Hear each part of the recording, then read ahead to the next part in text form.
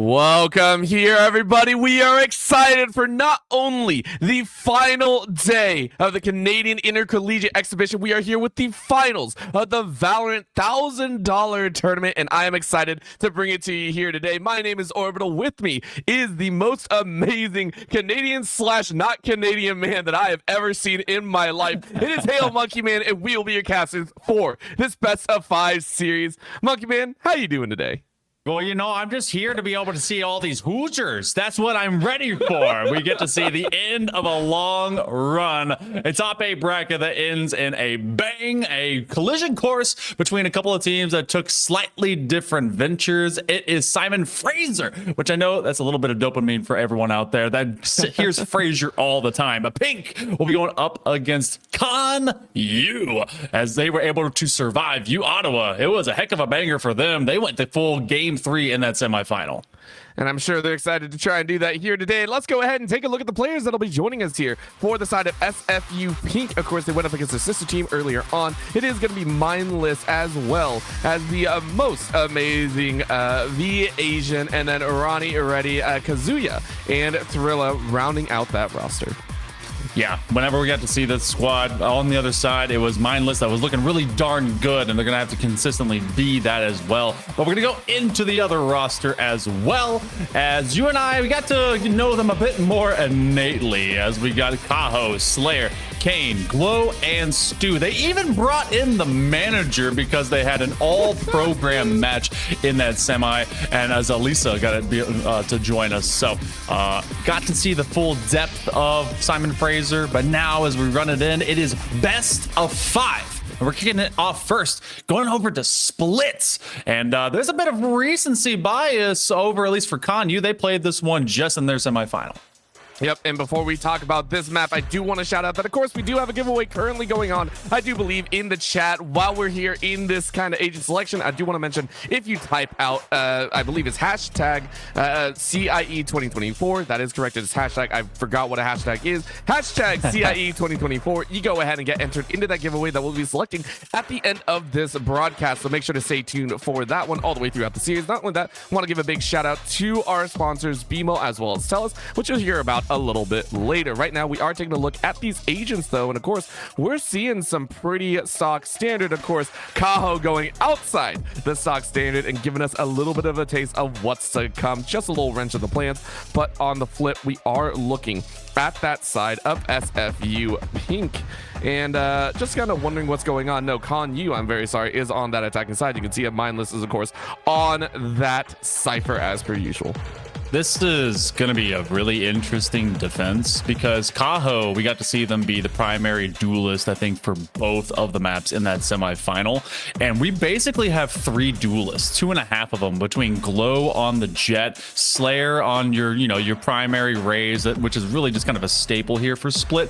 But Kaho has the re-engagement and the aggression that comes from this Clove to really kind of just run it down. This is the exact same setup of agency that CIE threw into their game number 3, and in that one it was both Mindless as well as V Asian that was able to really provide that level of difference. Gonna see if they can do that here again as they go into this attack. I think a lot of stakes kind of set up for Mindless to really lead CIE, but there's a lot of firepower on that SFU Pink side. Not just that, it's a lot of maps to play. You can go ahead, see the maps there. It's Split, Lotus, Ascent, and then if we have to, Breeze and Bind. It's a little bit of a mixture between old, new, and then old again to close it out. And I really like that because I got tired of seeing Bind quite often. It was one that I was just like, okay, it's there, it's done. Right now, though, we are going to one of the oldest ones. Split gonna go ahead and put ourselves in a pretty interesting spot. As you mentioned, both these compositions have been played before and pretty to decent extent. Now, I do want to give a big shout out. You mentioned Mindless there, a very strong player in their own right. Led the team pretty much every single game in the semifinals with the highest KD, I believe, and was very, very strong in their win. Of course, you're going to have to do that against the SFU Pink squad as we are headed underway with round 1. key difference that we're getting into this matchup right now is that you're going to have basically that double duelist situation. Slayer already going to take on this fight, and they get rid of Mindless. So that is the big brain of the outfit here, but that's going to be a great re-engage as Slayer just came dropping down from the ramp. So this is going to be very live, very loud, very quick, especially as the defense is responding immediately off a right click, leaving only Concordia left alive. And that was a power play right there, as that's a closeout there. Glow says thank you very much. It's going to be a cleanup there as SFU Pink go ahead and claim round number 1. I love it. Dancing with the Penguin, that's all you're doing there. It's very, very enjoyable. And they get the dub, right? That's going to be a great start. Not only that, for the attacking side as well, you get the plant, so you get a little extra money to play with. Of course, we're not sure if that's going to be the perfect situation to have, because it's still down around. Yeah, and still they're gonna try and set to receive. This is who can out big brain the other, but it's also about pressure, knowing that you have the speed of the re-engage from both the Rays as well as the Jet and the Clove. It feels like you got just a triple tornado kind of running at you, especially from this SFU Pink side if they want to get right back to site and get right back to work. But you also can get pretty loud away from this breach and this Gecko. They're gonna see the ruse be put out into mid. That early engage, Ronnie, are they ready for it? Because they're covered on all sides. They were not ready for it. I can tell you this right now. Kane goes ahead and lays into this mid. Huge shot by Slayer, double bounce straight into the body. Only gets one before getting taken out, but Kane pulls up with the 3K. Easy does it for this second round, and Mindless is Mindless does. You're just sitting there minding your own business, and someone takes you right out of it. That's a shotty to the body, but Mindless says, my Sheriff does it one better. Crosshair's a little bit wide as you go ahead and reload. Now trying to put yourself in the same spot, but a body comes around as Kane gets the 4K. You go ahead and take that pot 2-0 over to the side of SFU Pink to roll this out. Kane brought the pain train in the previous day. We did this on Saturday, and then we had a break for Mother's Day. Shout out moms, by the way. I hope everyone had a great Mother's Day. But Kane really was a consistent factor alongside Kaho to force everyone, or I guess mostly just kind of SFU Raccoons, their brother squad, to have to face off against them. And it was tough. Everyone's been having to get through that wombo combination, but this is going to be another healthy bonus round for Pink, as they know that there's a primary push here through main on A. They did get the buy up, so what can they get early and out? They do press this tower, and they're going to try and find them on this corner. That's a first pick there for Ronnie. Oh, of course, Kaho sends it right back. A little bit of a short buy there, but with a long barrel, Wingman goes ahead, slams down that spike. But of course, the time being, you're wondering how this retake is going to go. Kaho's still on the back, completely gets taken out there. Thrilla sends a thrill down their spine.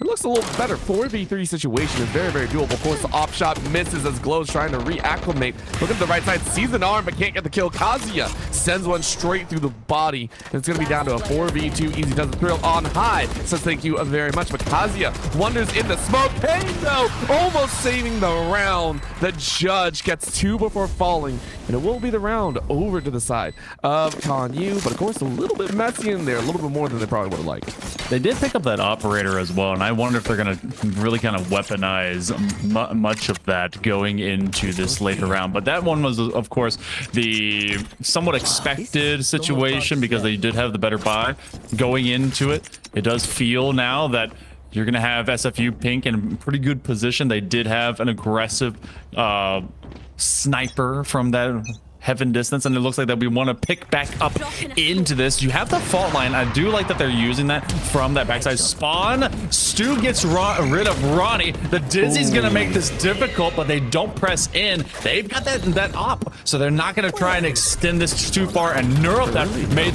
give them a free pick, especially because they expose that x-ray of their body. Yeah, it's just that quickly as Stu's gonna get another 3K. Looking for a bit more as you get the Saxo via Asian, though, setting themselves in a good spot. But of course, Slayer at the end of the day takes the dub.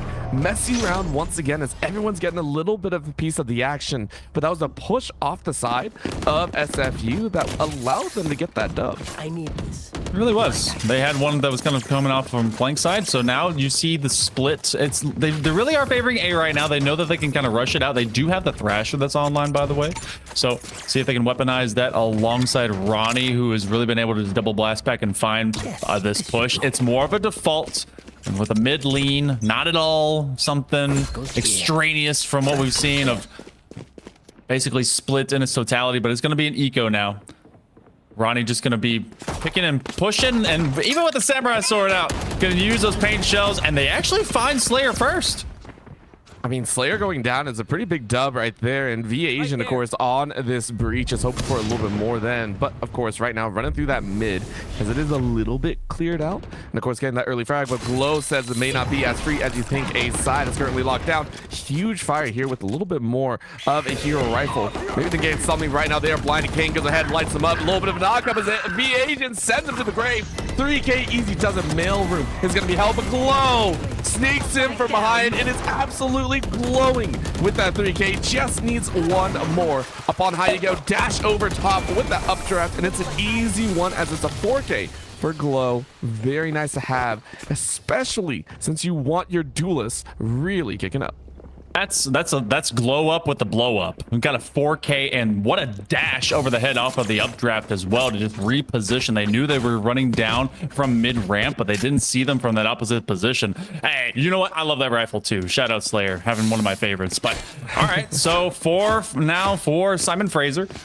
As we get to see this ult economy needs to get used. You do have that Thrasher that can really kind of support either a push or even be able to have that for post plant, but that was off of that regular eco, and that's gonna be Dizzy that's at least chirping up and telling on Slayer, and that's gonna be Ronnie with the diff.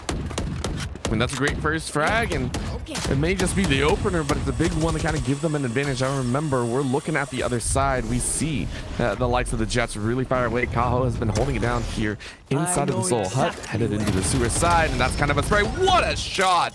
Wow. Kaho gets a sneaky headshot, and that's going to slow down the advance. You can see the entirety of Konyu trying to posture towards his mid, but it's a dangerous spot to be in. I'm not sure if you actually want to be there. Of course, Mindless says it's easy. Just let me show you 1, 2, 3. It's all for me. Quick little dip in the headshot means it's a 4v3 with the TP coming out here, and on the back side catches Stu completely unaware. This is one of the first times we've had B-site control for Konyu. And so they do sneak into the back line, seeing this 2v4. The Showstopper's online, and that is going to be a big weapon to at least maintain it if they see him sticking around, but it's off angle, and they're going to catch him from behind. Mindless in that reverse side of heaven. Sends out Kaho, and Kaho is actually not a great, or at least KD feed right now. They're having to really rely upon both of their teammates for Raze as well as Glow on that Jets. But I mean, if you're playing to control, you're playing that support. I called them basically a half duelist, and I think that kind of fits to a lot of cloves, and we saw them play so uptick tempo on Saturday, so I'm expecting much of that to start really finding its form, especially when they go to the attacking half. But defense wise, it's good to see the bounce back, and they didn't have to use either of those ultimates orbitals, so this is a very healthy Konyu right now. It is, but you look on the other side, 3 in favor SFU as well. If we're just talking about ult economy, that's a big thing right now. Going ahead, sending out that Thrash ASAP to try and find something. Of course, that follows Ronnie right into the back, but that's Kaho to lock them down. Said, nuh-uh, you don't get a thing. Quick snaps of the kills as Kaho, you were mentioning before, hasn't really had that explosive moment, is absolutely popping off now. Says B-site is mine, garage is mine. I still got 30 HP. I can still find your body. Stu fires away, gets a headshot on VAsian, and Kazuya is the last one alive. No way to save yourself, as it's a flawless round for SFU. I was waiting for Kaho to start popping off, and they do it in round number 7, and there's a reason why.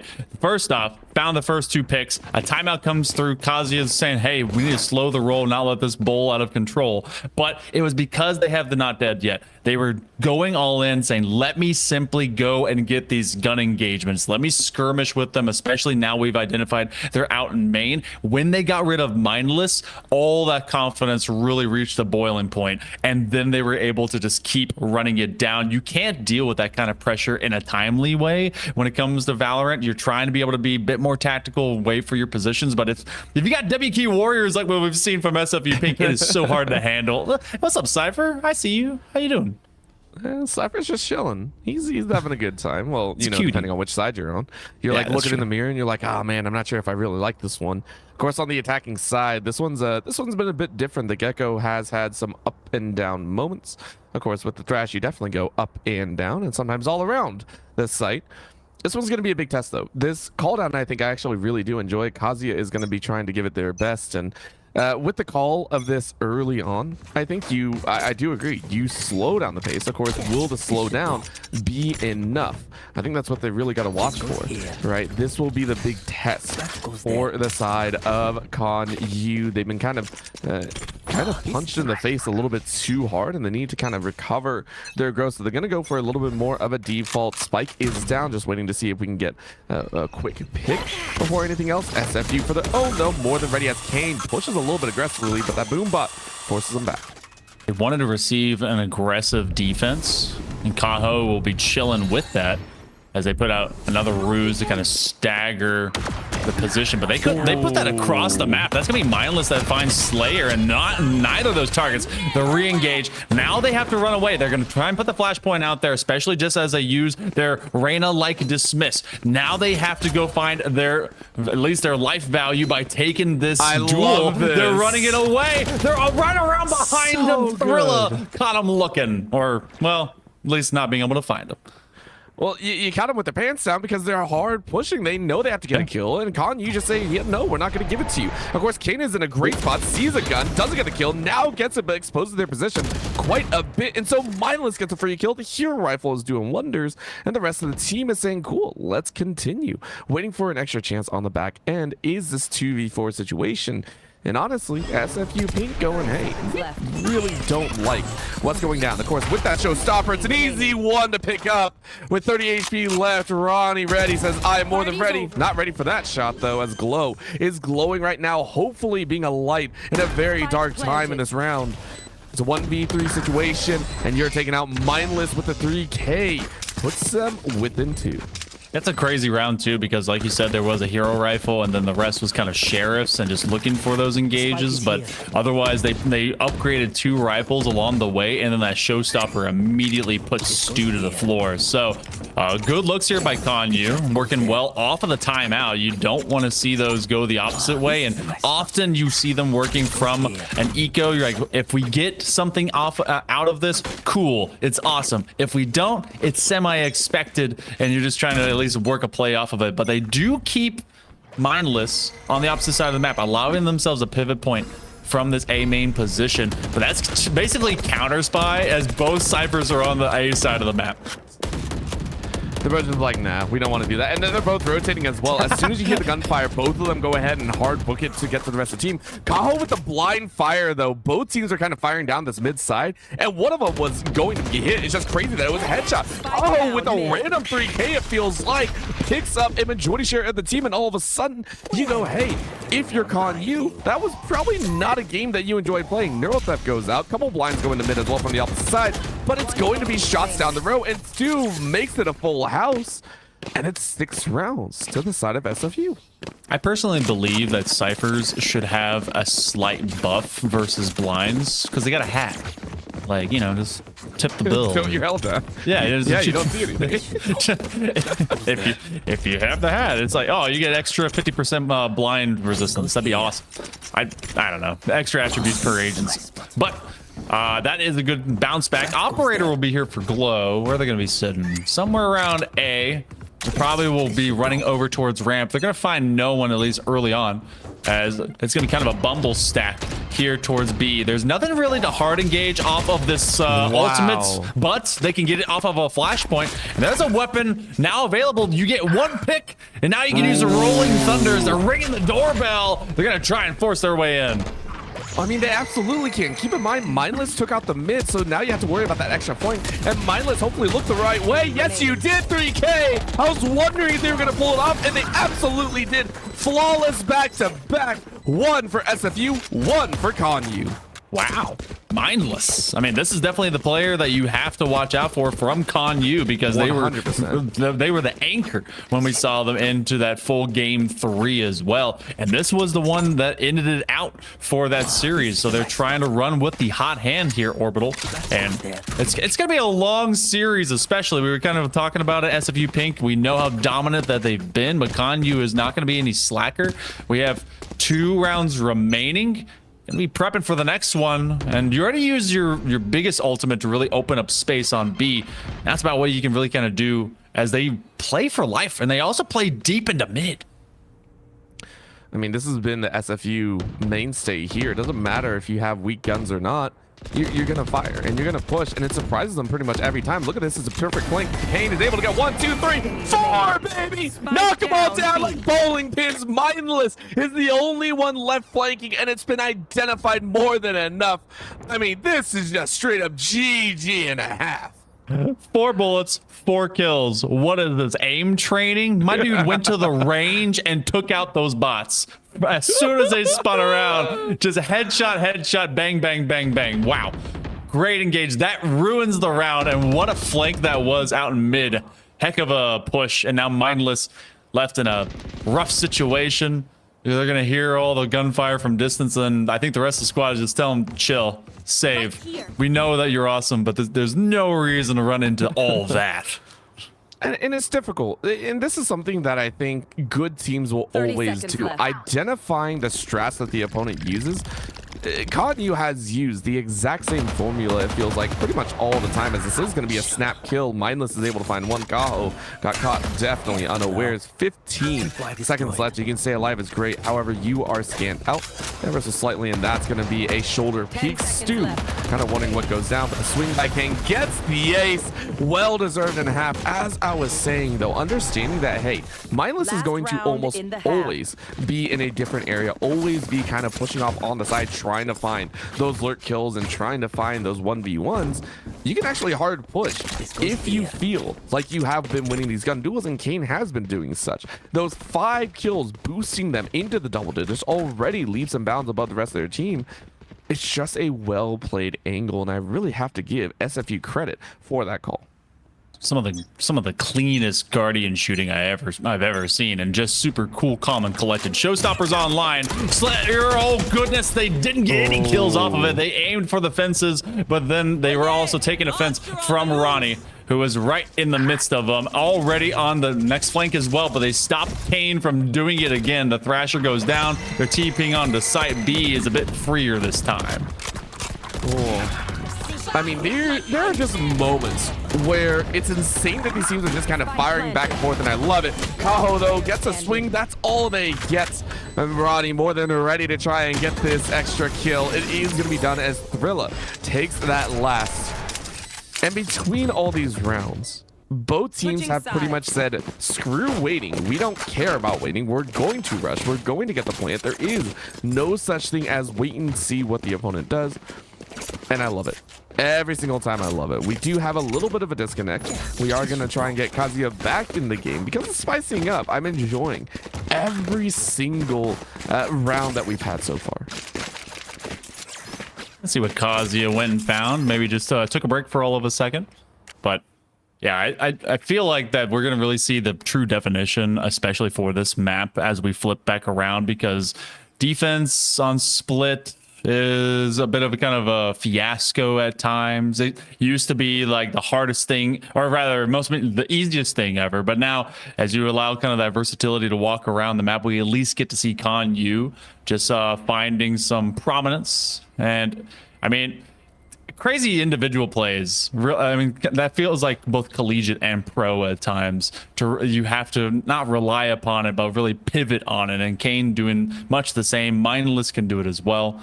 But I feel like there's gonna be a lot of pressure to have to deal with. You don't have the breach for kind of long distance stunning, but guiding lights and then this the rundown you can get from a Jet and a Raze and a Clove, especially with Kaho, who has been so confident throughout the entirety of this exhibition from this there's a Canadian Intercollegiate competition. I feel like there's gonna be so much W key warrior pressure for Con U to deal with.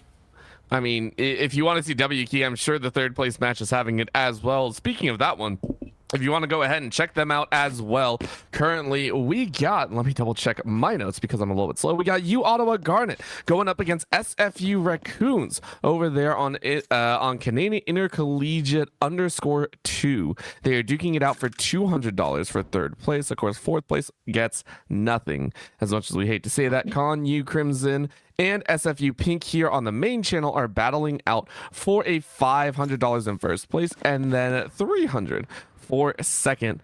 A little more, a little less, of course, but everyone wants that trophy at the end of the day. We're right back into it, so let's get into the first round of the second half. A very speedy one as well. Slayer answering in as quickly as possible. Doesn't get tagged at all, but is going to draw a lot of attention here. Body shots works well as Mindless is able to find a kill. Of course, Kaho inside with the Ghost gets one instead. A little bit of a roll out there as Kaho gets another. Kazuya is going to stay alive with a headshot, but Kaho with 3, 4, get a 5th. Come on, get another 8. Get another board as Thrilla tries to deny. Are you going to give it? You had 92 HP, Kaho. You want this so bad. There it is. The dig comes through, but it's Kane to steal it away. Report ×9 right there, as that will be the round for the side of this SFU squad. Wow. All right. Already magic into that pistol round. Planting a field of blue flowers. That's Free-Ren's favorite, by the way. So shout out to my weebs in the chat. Wow, great stuff already from SFU Pink. Able to really kind of find Kaho into that position. They go from 9 to 14 in just lickety split. And that has to be your influential Clove, your influential agent and player overall to continue enforcing this pressure. I like that they really get Slayer to be able to hop and pop as well as they bring him over to ramp. And Slayer finding the blind even with the dizzy in their way. Illegal red card on the field, whatever you want to say, flag on the field. Illegal play. Literally everything is illegal right now with how hard they are pushing. And this is the pinnacle, the absolute highest peak of we own the gun rounds rush. Like, there is not a moment where I think SFU are sitting there going, we're going to lose a gun duel. And yes, sometimes you do. The difference is their confidence is saying we own. Right now, even with the guns available, I'm scared for Con U. I'm worried that they're not going to get this round. It's not safe. I'm not gonna lie. For Con U, it is an unsafe venture. They use the Pathfinder to see if they can trip up any of those trip wires. But look, they are being the tiniest bit careful. The 3 players that you want to get as much pressure as possible all fall right at the entrance to B. Spike is separated. Stu and Kane are as well. There's still 5 full and healthy players. Maybe 1 semi-hurt Raze, but otherwise, that Spike in this round is already done unless we can find Stu with a crazy play off flank. But Kazuya, look, he's already reading it. Look at this. Oh, wrong rope. So, okay, it's fine. I like how you say wrong rope and it's just like a gentle peek over to the other side. It is an adjustment that is very simple to make, but it makes all the difference, and I love it. It is so real as that's shot right through a small little peak of that smoke. And honestly, in this longest round, I feel these rounds are being decided in the first like 30 seconds. Like, oh yeah, there's no chance to really look at it and go, yeah, maybe they got some strategy. It's like, okay, we see where they're hitting. Let's go ahead and watch this rush, and that's about it. Of course, we do get a default setup, and this might be that first chance that we're actually going to see the likes of SFU take it a little bit slow. You know guns are hot. You know that your opponent just got a flawless. They have enough econ to kind of set up, and they're more than aware of your fast track. So what are you going to do? Maybe send one up ramp on A side, and then look to take over heaven, and then maybe even through mid, you can do the same. It's a very deep defense on the side of Con U. They're not trying to force anything. So this might be your chance. If you are SFU, clean up 1 or 2 of these players and see if you can take an advantage. That might be the chance. But Kazuya, Slayer uncharacteristically getting shaken up. A little bit of a molly going out there, but the bomb does not work. And Kane gets 1 in return. Kane just rushes and gets a second. So clearing out that B side. That's going to be a retrieve by V Asian as they're going to hang it out by stairs. They're going to try and put Maybe the aftershock if anyone wants to peek around this ruse. A bit of blind fire is going to pay off. Glow is deep infiltrated. The cloudburst will go out, and there's going to be some extra HP gain. No stun, even with the clap of the wingman, and they're going to pick him right back up. But then there's a ding-dang headshot dinger as he goes into a 3-1. V-Asian left alone. Trying to approach double digits and approaching this up in heaven. That's going to be V-Asian. They make it winnable, but they have to take on 2, and that's Kaho alongside Glow. That is the toughest 2 that you could probably face. It's always scary whenever you see a Jet on the other side and you hear the words, "This is the most difficult duo that you can go up against." It's like, Jesus. All right, this is what we're dealing with. We are looking at a 10-6 as SFU have already crested that double-digit scoreline, and honestly, there's not much to analyze. I don't really think there is, as the teams are pretty much bum rushing, but I love the mini coordination that we're seeing from the players. Every so often, we get kind of that 2-man control, and that I really, really enjoy. You know, the cover with the smokes, Kaho has been laying down those smokes very, very well, kind of covering the tracks for the teammates. And then Mindless has also gotten help. We've seen some of the smokes get dropped on the other side as well. So these small individual setups, these battery power plays are doing really, really well for them. Is that the hard chase, and Slayer still bouncing in front, says, "Yo, I'm a duelist. Let me do a little bit of a boombot," goes out and almost catches the damage, but the Asian is able to pick up that kill instead. However, the spike is down, and this is going to be the big test. Defenders have to try and retake. Thrasher employed. Okay, and killed him immediately. Poor guy. Didn't get to do anything. Fish died in the tank, and that leads them to a 1v4. Don't even need to use ultimates left over. Thrilla just trying to be able to pick them. Find a shot. Not going to happen. Glow and everyone else holding it down, and Shop from A. So 11-6. This one quickly got out of hand here, Orbital. It felt like it was very tight, but I knew it as soon as I saw Jet doesn't raise. even describe it, by the way. That's I know. all I'm like saying. someone go pick up a thesaurus, look up Swift, and then just keep peeling the pages back. But yeah, when we saw Raze, Jet, and then Clove, and you just had to be patient about how much they got on defense, and as soon as they whipped it around to attack, it's a bowling ball. It's crazy. I'm just, I don't have words for it. I just enjoy it way too much. I love fast movements, mostly because my brain can keep up now. And I'm enjoying it. Going like 60 miles an hour is great in some of these maps. And this is only map number 1. We got a whole best of 5 ahead of us.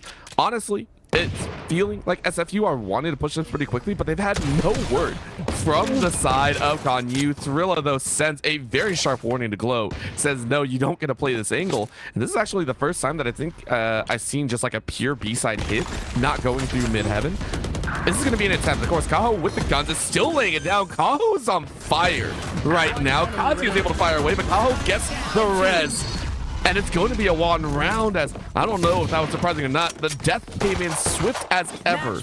And they are on map point right now. SFU Pink trying to close out game 1 in stylish fashion. This is going to be a very explosive round. V-Asian is 1 off from getting their Rolling Thunder. There's Showstoppers on either side and Seekers. Neural thefts of you being able to get some level of intel moving out, but Kazuya with that operator, where are they going to be sitting? It's been a little quiet for them as of recent, and then the one time they got to use their Thrasher, it was immediately just shot dead fish in the tank style. But it looks like we're going to have an op duel here straight out in mid, and they're going to be put off position because of the Pathfinder. That's why you employ your util. Move them away, move them around. Showstopper ain't going to see any targets. I mean, it's enough to create space. Remember, this is a difficult one to be in, and Kaho is just like, yo, what's going on? That's going to be a snap. Slayer baits it out by not firing the Showstopper, and that's a great way. Kazuya didn't even see it. You see the gun barrel, Glow fires instead. Slayer gets a freebie as the Asians thought they had a second. That's not going to be done, as it's a flawless round to SFU Pink, as it's 13-6 here on map 1.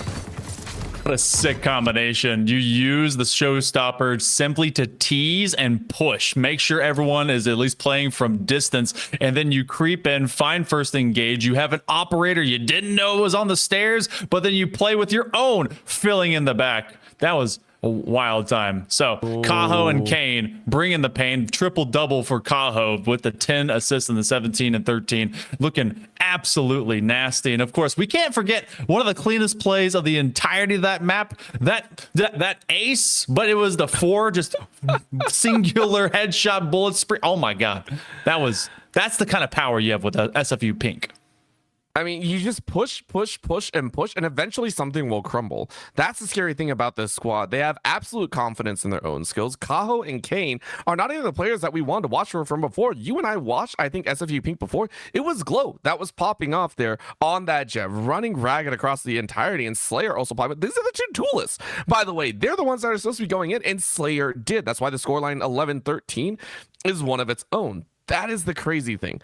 Stu, in that same vein, had their own shining moments. 11, 11, and 4 was able to make an impact, but man, Kaho and Kane were just something else to say, and mindless, trying their very best. We saw those moments of brilliance, but you need a much higher level now. You need to go like Super Saiyan and above if you want to start fighting at this level. So honestly, taking a look at the next map, which is Lotus, I mean, are we expecting a compositional difference? What do you think here, Monkey Man? What are we going to see? Well, there's definitely going to be a difference into that. I think that was still, we're going to have Raze's online. Raze, especially at the VCT level, they're hyper vigilant about utilizing the showstopper to be able to really pivot across this map, because you have so many audibles to be able to walk it through doors, be able to run it into triple sight. So you have a lot of versatility. I'm definitely thinking that we may stick into the ciphers. Maybe someone will switch it up. We could even see a chamber if it floats that way. Differences of the controller that may still come in, deep positioning of talk screens on Vipers, but hey, maybe we stick with that with the pick on the Clove. I don't, and maybe even the double controller situations too. But you know what, if they have to go above Super Saiyan, just watch the Cell Saga, get hyped around every AMV you can find whenever they're pushing with the Kamehameha wave and obliterating them. Gotta get some level of motivation at literally the cellular level if you want to take out SFU Pink. We'll see if they can do it right now. We are done with game number 1, 13-6 to SFU Pink. Con-U Crimson will be trying their best in game number 2. Please don't go anywhere. The Canadian Intercollegiate Exhibition Valorant Championship Finals will be here once again in just a bit.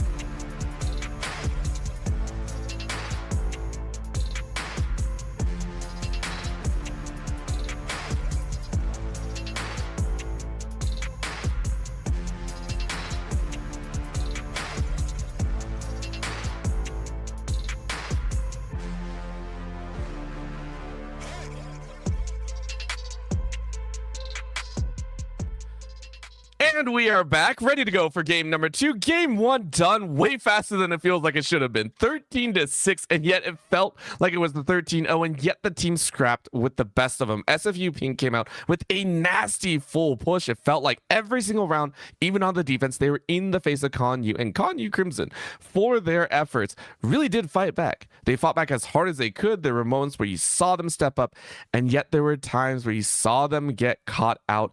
SFU Pink just looked a little bit more dominant when playing right off the start.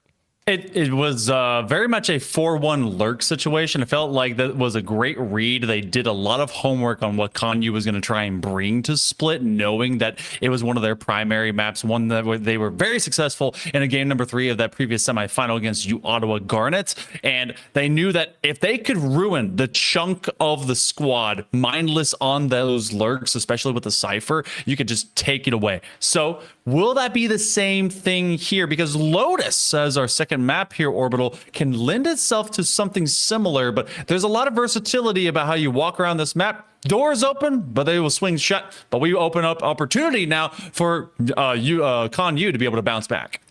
And I think they're able to do it. Let's go ahead and see what agents they are going to select. And while they do that, I do want to give a big shout out once again to BMO. BMO, of course, being one of the sponsors here today. If you are interested in getting a checking or savings or anything like that running right now, BMO has got you covered. Make sure to check them out, as they do have checking and savings accounts, credit cards, and borrowing options specifically designed for students, especially for you that are in college hoping to get things rolling, or maybe in high school looking to get things rolling there as well. Plus, get up to 12 months of Domino's Pizza worth approximately $190 with BMO's current student offers. There are no monthly plan fees while you're in school, and for up to 1 year after you graduate, which is amazing. Convenient branch locations close to home and campus, unlimited transactions, including Interact e-transfer transactions. So make sure to go check them out. If you want to know more, go ahead and put hashtag BMONXTLVL to go ahead and learn a little bit more. Checking out the agents, though, we still get a very nice Thrilla going for that Clove.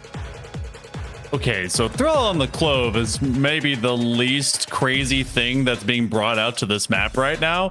Slayer is going to be on Neon, which is actually a great traversal agent. Ooh. And we go double Senti, no Initiator. Okay, so you're gonna have a lot of passive intel and a lot of denial. Kaho went to the Battle Sage, and Glow, who you were talking about being one of the most high pop-off versatile players, went over to the Deadlock. Is this a full gambit? No agent repeats? Holy cow, we get 10 fresh agents.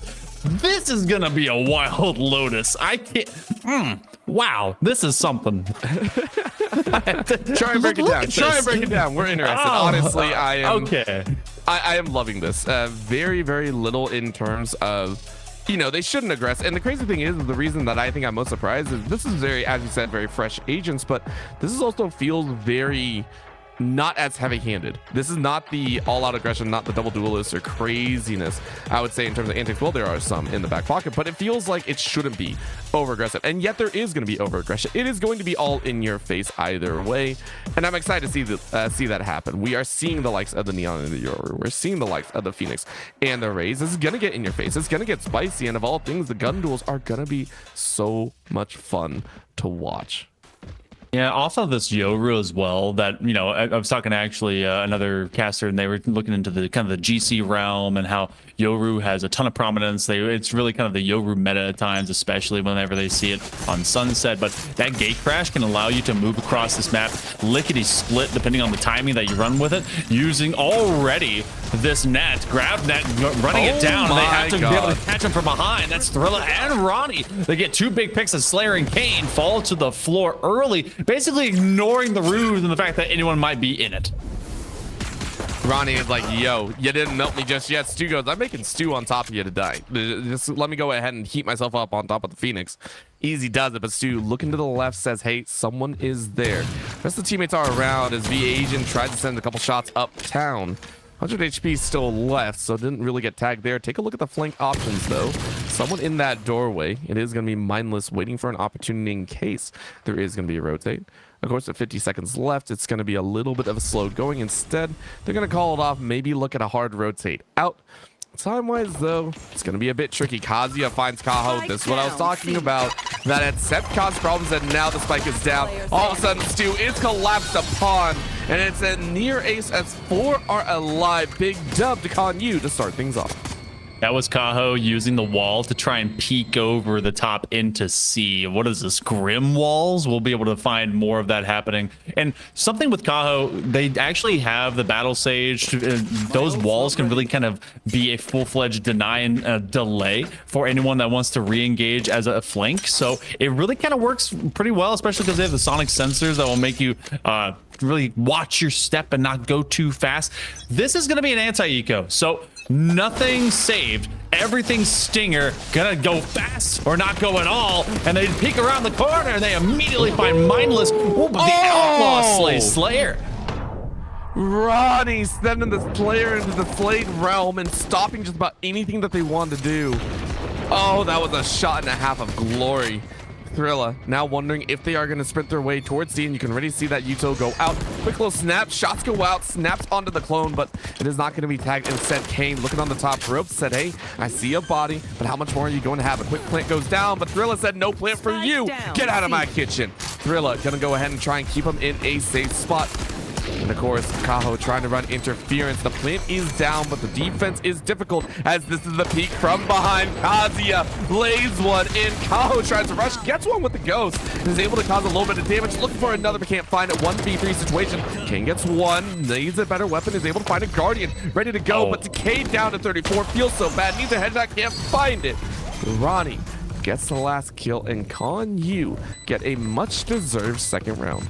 That metal is so impactful because of the decay they can put onto wide open spaces like that. It's immediate. You don't have to wait for it to land on anyone's feet, kind of like a snake bite. It has that big blast and allowed for that engagement to be very profitable for the side of ConU as Ronnie and Thrilla do survive the cheeky onslaught. And because of the buy up there by SFU Pink, they're going to end because of the loss. They're not going to have better weapons moving into it. So some of these rebuys can be much more confident from ConU to go over towards rifles and then continued bonuses for both Thrilla as well as their clothes. So did they stick with speed? This was kind of Mimi type picks. Mindless is gonna into a 4-person swing. So there went one rifle at least. Kazuya will survive the early onslaught and then gets it against Glow with the paint shells. They put more pressure against them as well. And I love this util sack that's going down. It's basically a defensive wall of util you can't really break through easily. And I like the identification. ConU had basically layered down these mollies, basically layered down these paint shells, and just said, as soon as we hear footsteps, we know you're not going to stop pressing W. So we go ahead and get that damage down. Of course, for Kane, the one that doesn't really have anything in the bucket, said, cool, I might look at a plant, but I'm going to try and circle around. And honestly, Ronnie says, cool, do it. I want to get a snapshot if I possibly can. Looks at the body, sees it, and snaps one just between the legs. That's going to feel a little bit painful in the morning. 3-0 to the side of ConU to start things off. That outlaw is such a save round slayer. It does so good against a squad that has to be able to go into an eco. So good looks right now by Ronnie, and they're actually changing up their duelist game, because usually you see a lot of raises going on to Lotus. Using the Phoenix really plays for kind of that more mid-ground scrappy play, especially off of the curveballs, and they're going to try and make that so difficult to read. When they give that Kazuya over to the Rays, it feels like they just want to play kind of off position to make it very difficult. And the showstopper, they're going to get rid of two. Stu hits the floor, but Mindless comes to the fray, only for him to be cleared by Glow. Can they get one more with the Asian? No, it's a 1v2. So 2 HP, make it a 1v1. Glow just around the corner. They're gonna put up the mesh wall, and they're gonna go for this plant. This ain't regular Valorant at this point. It's swift play. They are hoofing it every single time. And Ronnie is just like, yo, really? Are we really playing this game right now? God, okay, let me go ahead and rotate around. Glow trying to find the perfect angle to hold. Keep in mind, you got 2 HP. You need to hit a headshot, or else you aren't going to be able to find anything. A little bit of a slow here, concussed out of their minds. But that's when you're playing a little bit worried. That's going to be a little bit of a grab. Got it! What a grab! Glow ensures a round back. And that's a dub and a half. Drop them like it's hot. Glow with a 4K to clutch up a round for SFU Pink.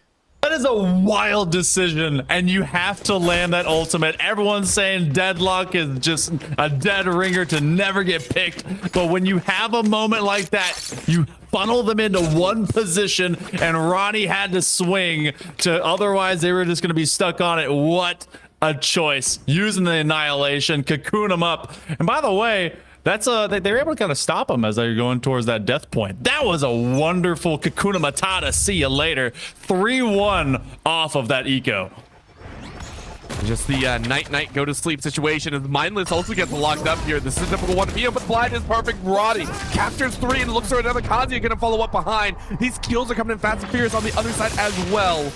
Everything that it feels like SFU were doing completely shut down once again. And this time, you don't have an ult to work with. Ronnie sprints the way out. The battle sage is battle dead, and there ain't no way to work. Kazuya tries to get a snapshot of Glow. Glow able to stay alive. And honestly, in a 2v5, you're really just looking for that flawless. If you get the flawless, you cut down on the econ while building your own.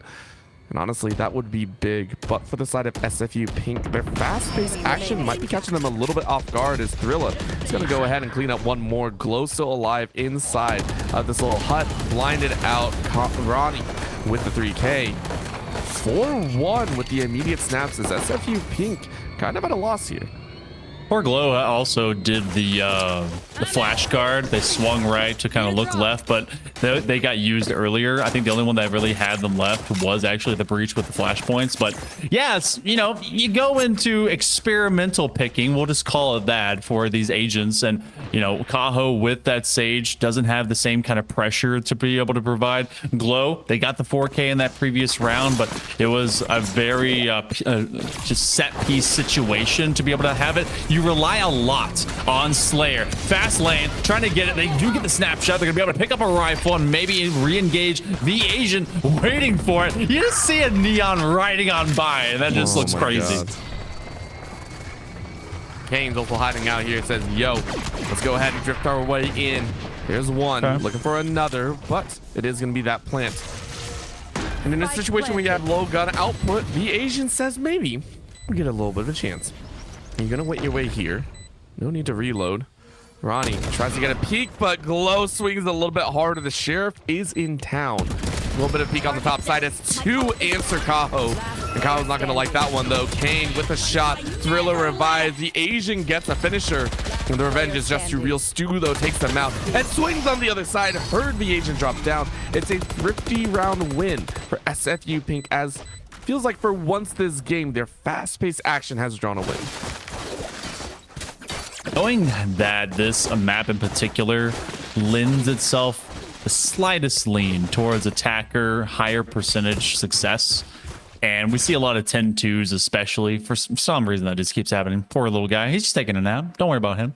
But you know, seeing the struggle bug off of an experimental agency situation, I'd like to see them bounce back, especially with that kind of thrifty. The metal, is this being comboed? Yes, they throw the paint shells and the metal. There's going to be a lot less HP to deal with, and they steal the space towards rubble and tree.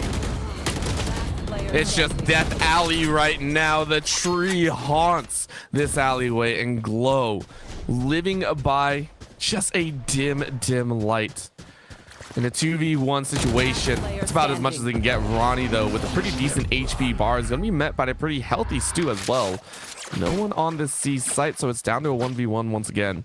And in this situation, you got to be wondering exactly where they're coming from. You got a little bit of time to work with. Ronnie has to be more than careful about how they push. A slow walk forward means no sound is going to be found. I like this call on the back end. You can go ahead and see Stu just saying, hey, I'm going to wait. However, the call might be to go check, and they are going to meet in what feels like one of the more unlikely scenarios.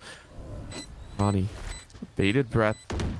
That's the walk back, and shots go out. Oh, Stu, getting all the information you need, and now waiting for it, as that's the snapshot. Easy does it, as Stu lives with a sliver. Round 1 by the side of SFU Pink, as they will move to 1 down in the game. Drop the confetti. found themselves a party favor and the next level understanding about you're going to be chased down, but how deep will you be chased? Stu was so patient about that moment. The fact that they planted it for Mound, didn't plant off position, they threw that dark cover just to confuse them about the fact that they could have been backside, didn't even get to look at it, and they knew that if they got swung on early from beyond Mound, that they could take them into that engagement off that peak.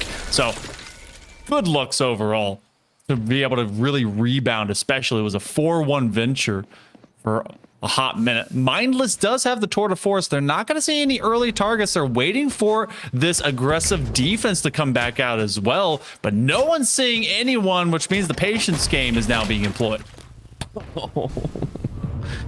I love the fact that Ronnie has been caught by this multiple times and still refuses to back down. Of course, this is going to be an A-side push once again, and Kane spots out Kazuya's foot. Easy kill there. Looking for another if you can. If Slayer finds the Asian looking the wrong way. Inside of this little gate here, it's a dangerous spot to play. Mindless, though, with the tour de force, is in a problematic state. Deadlock keeping you away and around.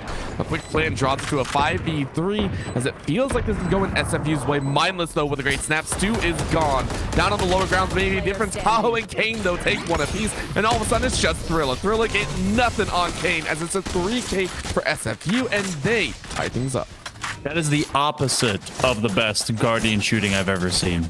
As they just simply kind of strafed a little bit. Kane able to dodge him out and force him to play more of the aim trainer game. So 4-4, 3 in a row.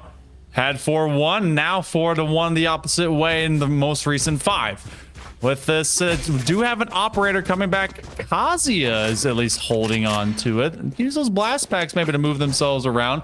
And that they could end up finding a free pinata to pop in the way of Kaho, depending on how they creep up into it. So, gonna see how that one does sit with them, as Ronnie wants to be much more aggressive. They call on their buddy Clove, but the Kazuya does drop actually from that early engagement. So now they have pressure across the entirety of Lotus. Oh. The doorway brings pain if you swing it the wrong way. And the speed of SFU is starting to catch up with Konyu. Konyu earlier was able to layer down that CC, bring in all that util, and make it a trap, walking through just about any hallway. Right now, the speed is getting the better of them as they are spread a little bit too thin. And in this retake situation, Slayer gets perfect mobility options. This Neon fully online and able to skirt around just about anywhere. You can see how fast they're moving on the map right now, just hunting for this last player. Take a look at this. I mean, the Asian holding down this A site has been there pretty much all the time with an op in hand. Not really going to be able to do much, as this will be the round for SFU. Do their best deadlock impersonation. They're being crowded in from all sides. Everyone knows they're there. Blind goes out. You've got an operator, and flawless. Good completion. They're going to steal out that weapon. They actually don't even need it, but depends on where they want to reposition with it. That was a very expensive investment as well. So you're going to see maybe a force up coming here from this Konyu defense, but it's going to be a lead change, which is huge. Both the overdrive as well as the dimensional drift are online for this attack. Really can find, though, really can kind of work in cohabitation together, because you can use that dimensional drift if you really need to go and find where everyone is kind of lurking as well. But B looks like it's going to get aggressive. They want to run it out, at least into main, and they're going to kind of utilize the Phoenix to find this extra pressure. I mean, they might find the Battle Sage, and that might be the big pick, but this A side main is currently populated into tree. Of course, is a danger. Kazuya has to run away. Ronnie is able to find Kaho off screen, but Stu able finds the Asian's life on the backside. Ronnie more than ready to get the snap, gets a 3K, 30 HP left, but you did your job amazingly well. Kazuya falls up behind. It's Slayer to get a one tap, though. Can you get another? Dashing forward with that wall, tries to cover in, slides out to the left side, gonna get that spike. Can you make it back in time? Maybe you can, maybe you can't. Left side is there, a little bit of a roll, and a snapshot. Oh, that feels bad. I think Mindless had a little bit of difficulty there. Another look as Thrilla is wondering exactly where someone is and wasn't able to grab a gun. Really, no major gun. This is just the SMG to play, and it's Slayer to take 3K. It's a clutch up for the side of SFU. They were so dedicated with that up that they were going to swing back around the other side of Rubble, and they're like, are you going to look at me? Okay, cool. All right, bang. Chop down. Send them away for the moment.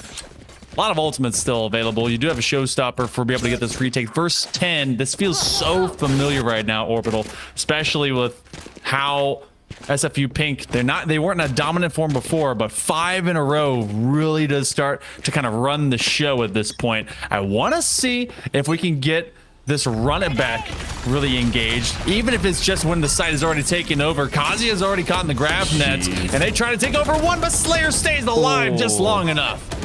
I mean, the trades 1-for-1 are actually going really well. As Mila says, no 1-for-1 here. 1-for-3, please. Quick snapshot, Kaho, says Ronnie, and Break gets a second behind Mindless to reset on that Phoenix. The run it back truly means run it back. But in a 1v2 situation, you'll get the true resurrection and not a ghost this time, as the op is more than ready. Take a look at the back end, though. This could be a flank of flanks to give him the opportunity. Slayer, though, knows you're around the back corner. A little bit of a roll. Wall goes up, and now you snap out. Ronnie was ready with the jumps, though, and Slayer is a loss. Another shot goes out as Kaho can't find heads or tails and instead gets met in the middle. It will be around back to the side of CIE as they keep it within one to try and make it a tie half. Stuck between a box and a dead place is Kaho, as they had to take on 2 fronts and won neither of them. That's a great stabilizer right there for CIE, trying to go 6-6 into this position. And, you know, last time we saw the agent picks from SFU Pink, as soon as we flipped to attack, it looked like it ideally leaned that direction. The way that they're built right now, this defense could be wacky because you have to walk through both Deadlock as well as a Sage. But for the time being, Overdrive might get employed. You actually will see the Dimensional Drift. They're chasing down 2. The Dimensional Drift now is going to squeeze them. That's a sandwich play. They funnel them straight into the position. They're going to use it out on the stun. And that's 2 quick kills. I mean, Thrilla's going to try and revive, but maybe you don't get away. Mindless saved by Kaho's life, but Stu, watch as Slayer rips one through. And Kazuya is the last one alive. You are just dead in the water, frozen in time and space, as that will be the first half. A narrow victory, but a victory nonetheless for the side of SFU. Oh, 5-7. Now, again, where are Glow and Kaho gonna go? Don't be together. Come on, separate. Get the walls in different places. I know one can be seen through, but it looks like that we may even see them get aggressive and kind of stack it out from B. You know that A is kind of the primary run it down position, especially I spoke to what the agency we get for SFU. With this double duelist, you get both the Raze and the Phoenix that can just kind of, especially off the flashpoints from your breach, can really promote a lot of immediate pressure. And then you can get just your Clove being able to just find such fast engagements. This slow orb stays right here. Ain't no way it changes, but that's going to be a snap. Quick kill number 1. Looking for another if you can. Kaho sitting there going, okay, I see what's getting thrown down again. This ain't no different. As the wall goes up, nothing else given. Quickly covered by a smoke. An easy deployment of cover as Kaho's going to try and sneak through. No information granted.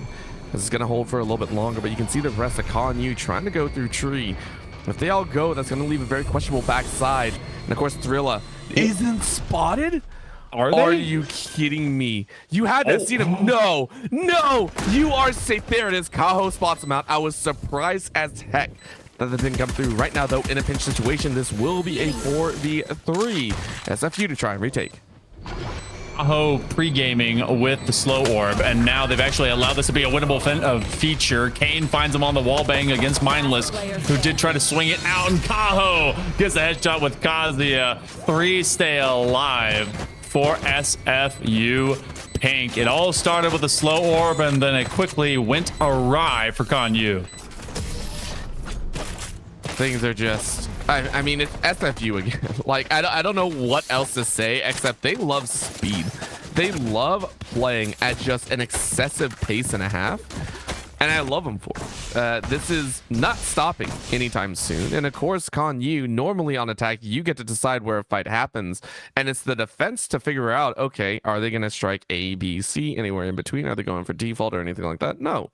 This is just raw power. Of course, right there, we did see the all the special little stuffed animals going ahead and saying, please keep us safe from the chaotic nature of this game right now. Slayer just rolls right in with a Spectre kill. Nasty work as Kaho falls up behind. Slayer is playing Apex Legends and everyone else is playing chess, trying to be able to take on the rest of the world. Glow is going to trap them in with this mesh wall, and they can do nothing more but jump straight into the guillotine as they take him down. That is for alive. A very healthy bonus right around the corner. Slayer on a Neon is sick nasty, as the kids say, but also just too quick to deal with, which really is kind of any Neon. I want to see these movement mechs happen a lot more often. They're bumble stacking to go back over towards A, and they know they have the weapon situation as well. Slayer, you gonna buy nothing? Nah, they're gonna leave that for later. Yeah, just go. Okay. No worries. No biggie. They'll go ahead and keep themselves in a nice even pace. Of course, the other side is... where exactly are you going to go as snapshots between the two? Ain't no way the Outlaws find value, and V-Asian puts that down right quick. 4v5 situation. Kane goes ahead and tries to set themselves up in a nice spot. Stu in the mid is able to find one on B. Very nice pick. Tree right now in a really rough spot. Clone goes out. No one trick, but Kane says, I don't need it. Let me go ahead and tap your dome real quick. Thrilla finds Glow on the back end, snuffs him out right night. And that's going to be the swing. Kane finds another body. Can he get the third? Yes, he can. 3K draws it to a 1v3, and Mindless is looking for a little bit of help. Gets a snap on Kaho right before they drop down behind the wall. It's still danger abound. Minute left, but you don't have the spike in hand. You have to swing this door open. Knock, knock. Who's there? It's Stu. Stu peaked a bit too much. Now Mindless is in a much more healthy position. They got full shields. They got full health. Now they just have to figure out where in the world is Yours chilling. Playing the cat and mouse game. 35 seconds. And it's going to be Kane that gets them first. Oh, wow. Who can you rely on? It's Kane. It's always Kane. I don't know what else to say. Like, this is exceptional work from the side of SFU. Like, well, I sound like a broken record at this point. Like, I'm just skittering. My needle is stuck in the same position because of how strong they are. They are not stopping anytime soon. It is 10-5, and yet it feels like we should only be about 10 rounds into this game. They are trying to speed run this grand finals. Of course, we're looking at ConU to try and do the same. A little bit of a look. 5 stack right now, trying to push their way through, but being held down by 2. That's a great blind there. Kane trying to get back to safety, but still takes a lot of damage, down on 30 HP. And look at Slayer. Slayer's going to wait right by that door and deny any sort of entry. But look at that peel. Now flanking into this B side. How much are you going to get? A little bit of a slide out. Kazuya trying to swing one way. Molly is going to distract him, as that's going to be a headshot. Kazuya looking for a second. Yes, you get it. 5v3 situation. ConU get one of the best situations they've had all game. Roll to slide in. Slayer only gets one. Mindlessly gets theirs. And it looks like it's a 2v4. Round the back, though. Ronnie said, not today. Not taking any chances. Kazuya gets a second and third. And that's a 10-6 situation as ConU finally find a win. I had the most minor amount of concern that we were continuously conditioning to go towards A, but it's because they were trying to see if A would eventually open up, if anyone would fade away, or if what just happened was going to happen, and it was putting yourself through secret to be able to move over into B. That was the play the entire time for that one particular A push. Finally found dividends and finally stemmed the bleeding. You're going to have some Guardians and a little bit of a lesser buy right now for this defense out of SFU Pink, but they do at least push out pressure, waiting for it being A all the time, but the conditioning has now paid off. C isn't exactly free, but they can get the intel, and they do at least force them to have to chase after them. It's going to be a hard one. Kane goes ahead and snaps away one. His fourth is going to be a big one. Kazuya gets a pink shell kill, rushing in as best they can. Glow able to follow up. Body shots are galore, but it's a 3v3 situation. Deadlock stuck down on low HP, hiding behind a pillar. Ronnie ready to fire away. Of course, V-Asian finds them instead, and Glow goes down. Stu on the outside looking inwards. As the plant goes down, ConU waiting for a chance to get another. Thrilla gonna go ahead and revive, get ready for the fight ahead, and probably gonna chase this hard. That's gonna be the Rolling Thunder just to deny any other presence, and it's a great call out. Slayer stuck here on Mound, nothing else to do, but of course you might as well give it your best shot. Laser not ready enough, and Ronnie gets that headshot. 7-10 is a score, as it's going to be ConU slowly making their way back. They using that overdrive at the very last second, you feel it was very purposeful, but they thought they had more time and that no one was immediately engaging from that corner going towards the waterfall. That's a little hurtful in the back pocket there for SFU Pink, but they still have quite the lead. They got the first 3 of this half, and now they're just playing for whatever they can buy at this point. It wasn't exactly an eco, it was just a half buy, and they're half buying again. You do have the Annihilation online. Slayer is without their overdrive, and the Tour de Force now can be popped, but Kazuya quickly finding themselves on the kill feed in the other direction, and the defense is finding some early first picks. All they needed was a little bit of help. All they needed was a little bit of time, and they found it. Again, that running back causing a few problems. The Slayer's up on buff, sees the body, said thank you very much. Running was not ready in this case. This has been a show-stopping round right now, as it feels like SFU, as much as they haven't, you know, those gamble moments, they started to win the pops back. They're getting some good hands, and they're ready to run the casino for all they got. There's really virtually no direction that they can go other than forward. Gorilla is able to get a wall bang onto Slayer. So as they prep for the flank, they know that they have a sniper right around the corner. They're gonna have to TP away, and now it's just too much. Knives out, and there's Kane. Mindless will fall, and that's gonna be good pressure and a great upheaval of expectations here by SFU Pink. They gave them the tiniest bit of charity, but Summer Games Done Quick isn't until July, and we're gonna have to see them find this next fight for themselves. Oh man, that's a good one right there. Oh, I enjoy that one a lot. That was pretty good. Right now though, this is getting to be that test. I mean, 1 ult versus 4. Looking at that actual economy up there, this round is going to be a lot of silliness going down. You can see the paranoia going in and making sure to keep everyone very, very dark. Maybe not paranoia, but at least a blind and a half. Quick snap on that vision. You're not going to be able to see too much. CIE forced to play a little bit slower. Wall goes up. Kaho denying this entry into a rotate of B. And now they're just kind of left here in tree, looking for a flank on the backside, but everyone kind of stuck. Doorway is now open, but is anyone really going to go through? Shoes are spotted, and that's enough. Kane looking for another. Yes, you do. Stu flanks in. Ronnie's able to break through, but not more than enough. However, you get to the Phoenix starting to heat up here. And can you get another? You change things up. It's still a 2v3, but enough to kind of salvage this entry. Endless right around the corner, and they're dropping down, and so is now Ronnie's chances of survival, as they will be squeezing on the other side. The door gets popped open. They can't get him with the judge. They actually walk it through, and Slayer finishes them off. Oh, that one way on top of that door was, it's so powerful. As soon as they saw Clove's shoes, they said, "What are those?" and shot him in the chest. What are those? In denial of even looking down. Like, that's the worst part. You weren't even allowed to check what they were talking about before you got, like, just bopped on the head. We are in to map point right now. SFU looking to put a stamp on this game and look to put themselves in championship point. That'll be awesome. Again, a very storied history for this organization. And putting on this exhibition, putting on an extra 500 onto their placement probably is going to feel pretty good. A little bit of a test here as Glow goes ahead and takes away that running back. A little bit of a lockout as the deadlock keeps him pinned. And that feels pretty rough. Kaho may get a chance to kind of corral him in, but Ronnie more than ready to take out Glow. And that's going to be the test here. A little bit of a chance. You are going to look for Slayer. What a blind, though. Kane ready to follow him up. And now the lasers come out. Mindless watches as their body falls limp. Slayer electrocutes you to death. Kaho getting the revive, and it's a 4v3 situation. Honestly, this is dangerous. Slayer is hard on the chase. The Resicon, you know, they are being hunted, and they have to make their way to sight. But Stu with a short-range teleport right to the mix, loses their life, but it sets up the team perfectly, as that'll be a shot and a half. Another laser to finish, but the Asian with that random swing, it's a 3K. We're down to a 1v1 situation. Kaho finishes it off, as the judge will do at least 12 damage, and that will be SFU Pink to game 2.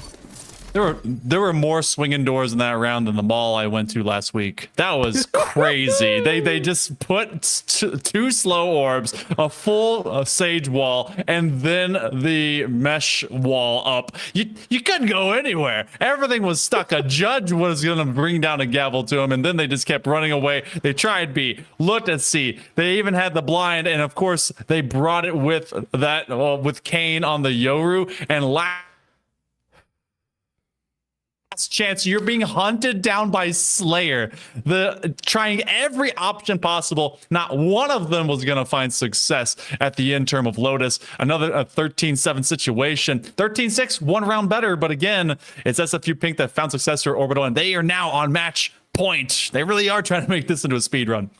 I'm enjoying it so far. Right now, they are in an F1 car just racing their way down, and there ain't no signs of stopping. That checkered flag is in sight. They're going to still go, well over the speed limit. I'm excited to see what they can do. Con Yu, for their worth, I mean, Ronnie was able to put up 22 there, actually leading the lobby. Not bad at all, but they just need a further push. They're realizing the pace is picked up much more so than they're used to. Maybe they can acclimate here to look at a reverse sweep. We're going to go to a short break, though, get ourselves ready for the ensuing battle. And, of course, for those at home, if you are watching right now, make sure to continue to try and enter in that giveaway, hashtag CIE 2024 inside of the chat, for your chance at winning a couple very nice gift cards and a little bit of extra money either on Steam or I think right as well for a couple cool skins. Don't go anywhere. The CIE will continue in just a bit.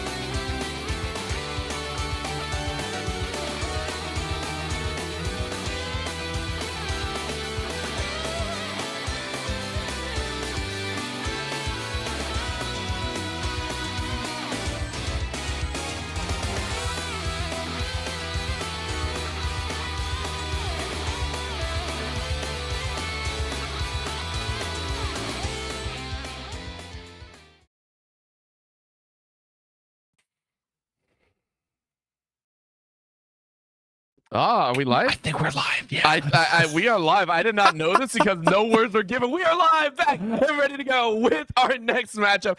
Not next matchup. We're here for game number 3, and my God, have SFU Pink as well as ConU delivered.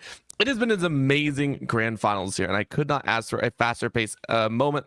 This is amazing. I love it. SFU has so far taken 2 games in a row, but of course it's been a little bit messy. Things have basically been on that gamble side. You rush, you hope you get some kills, and maybe it works or not. At the current moment, though, we are going to Ascent and seeing a swap back, as it will be ConU on the attack this time around, and SFU Pink to start things out on the defense. I know just a little bit ago you were saying don't slow down if you're SFU Pink. That's for y'all's benefit as well as our benefit, mostly to the degree of we don't want to have the whiplash of having to have this just change up into a snail's pace. Keep up the W key. Make it not quite methodical. Just go, man, go. The key thing that may end up happening into this matchup as well, if they get experimental again, Ascent is very measured and ConU could actually take advantage, and I'm seeing all of a couple that could be that little twist and turn.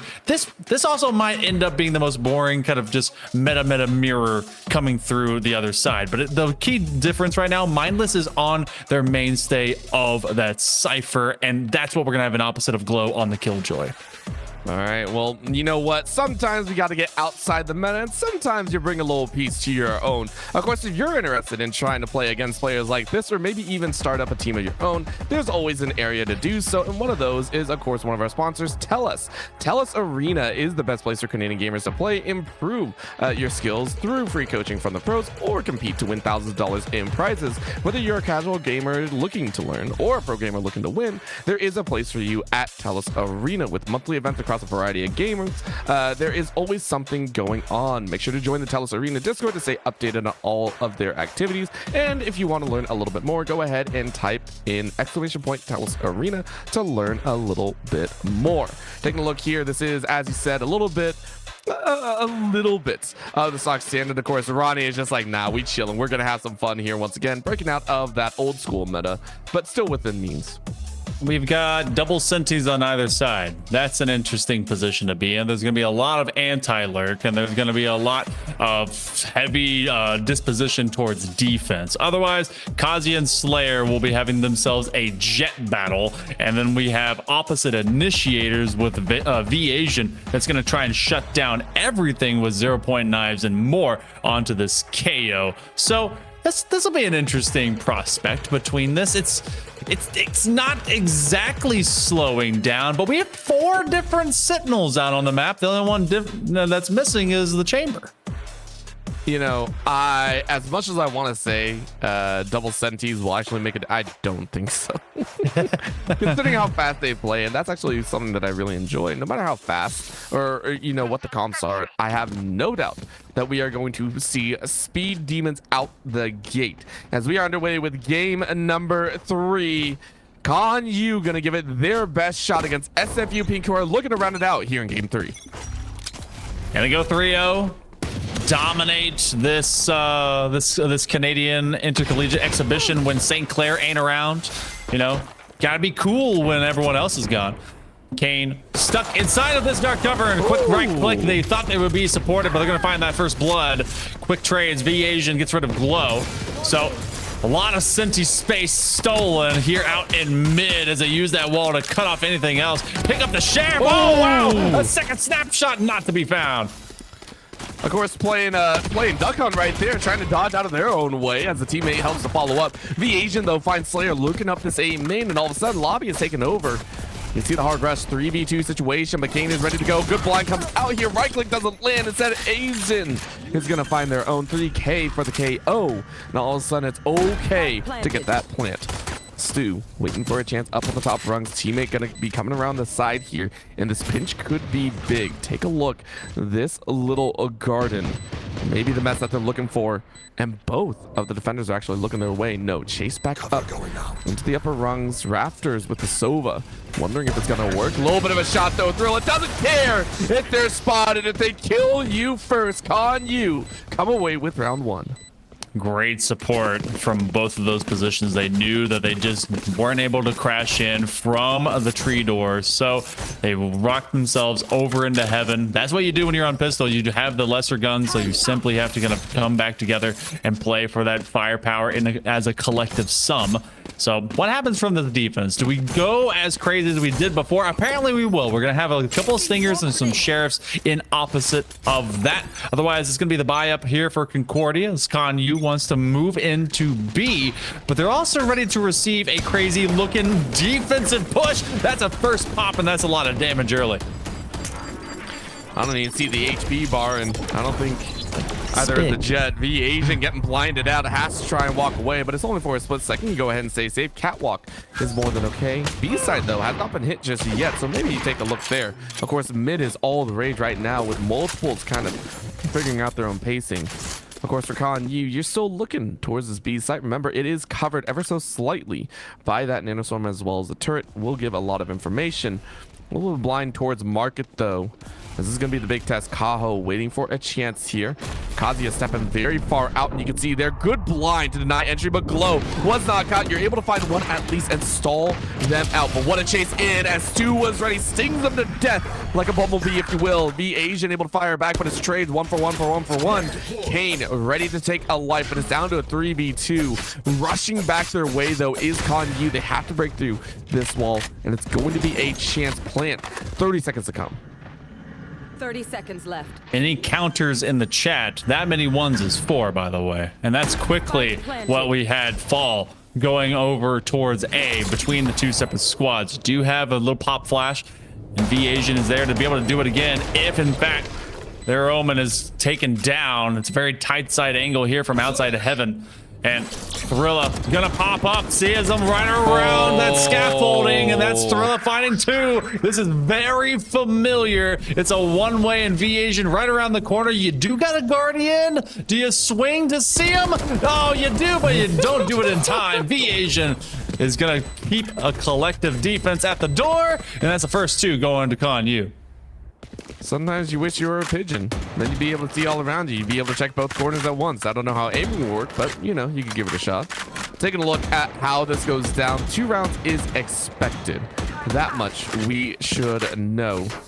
And right now, the other side of it is, surprisingly enough, they didn't earn enough, so they aren't actually going to buy. Instead, it's just sheriffs along the line. That actually feels really bad, and considering it was that force buy you mentioned before, this does make sense. My eyes did deceive me. Round number 3 here. Big question marks abound as Kane fires away with that sheriff. No real answer there for Catwalk, as it's a very heavy B-side fade. Good little shock bolt, though, grabbing a clean 23 damage. Take out that shield as well, and they do have at least some bullet pen to get through those bricks as they try to play a micro dog play. That's a lot of scans, especially off of the recon dart. They know that everyone is there, so everyone that's left over from SFU Pink is going to rotate towards mid and make it much more difficult to funnel their way around. Kane had been hanging out into that tree position to make it a get through or over my wall. Now infiltrating deep is Slayer. Oh, what a snapshot on a Ronnie. This defense is really picking up speed as they find a Thrifty and a lot of extra rifles. SFU Pink have woken up. They are awake. They all kind of sat up a little bit straighter in the chairs. They adjusted their headsets and said, all right, let's lock in and go ahead and take this one. Very nice cleanup, and in a Thrifty situation, it feels kind of bad for the side of Con U. Yes, you had enough econ to go ahead and buy small purchases, and V Asian is the one actually granted the hero rifle this time around.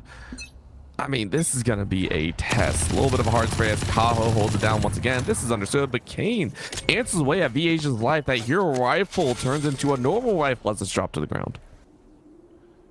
How deep up Catwalk Slayer is. They just have to be able to hit a few shots. They both get down to about the same amount of HP. Oh, the repeat Slayer. Not gonna let Thrilla be a killer later on. They had survived the first couple of rounds, and now just kind of extra side spraying from the Ares. A flawless round as Glow picked up 3, rending mindless of what was left over of their life force. But wow, okay, Two in very big way. A lot of extra eco here. They have fat pockets filled with bills.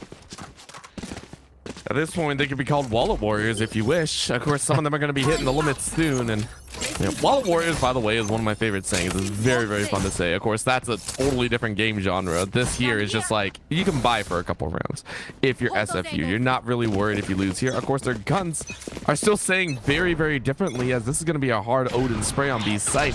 The A is going to be held down very openly as well. Slayer just up front and center said, yo, you can't win. Hard spray through the smoke as well, just looking for another angle. And you're just going to pop out, get a second. Glow's going to get the third. A fourth maybe behind as Glow gets two.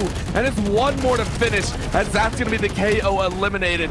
Thrilla is not thrilled about where they're currently positioned as they hop over to the other side of the wall to get a snapshot on Slayer, but now blinded out. You're stuck in wine, and the wine drinks you drunk.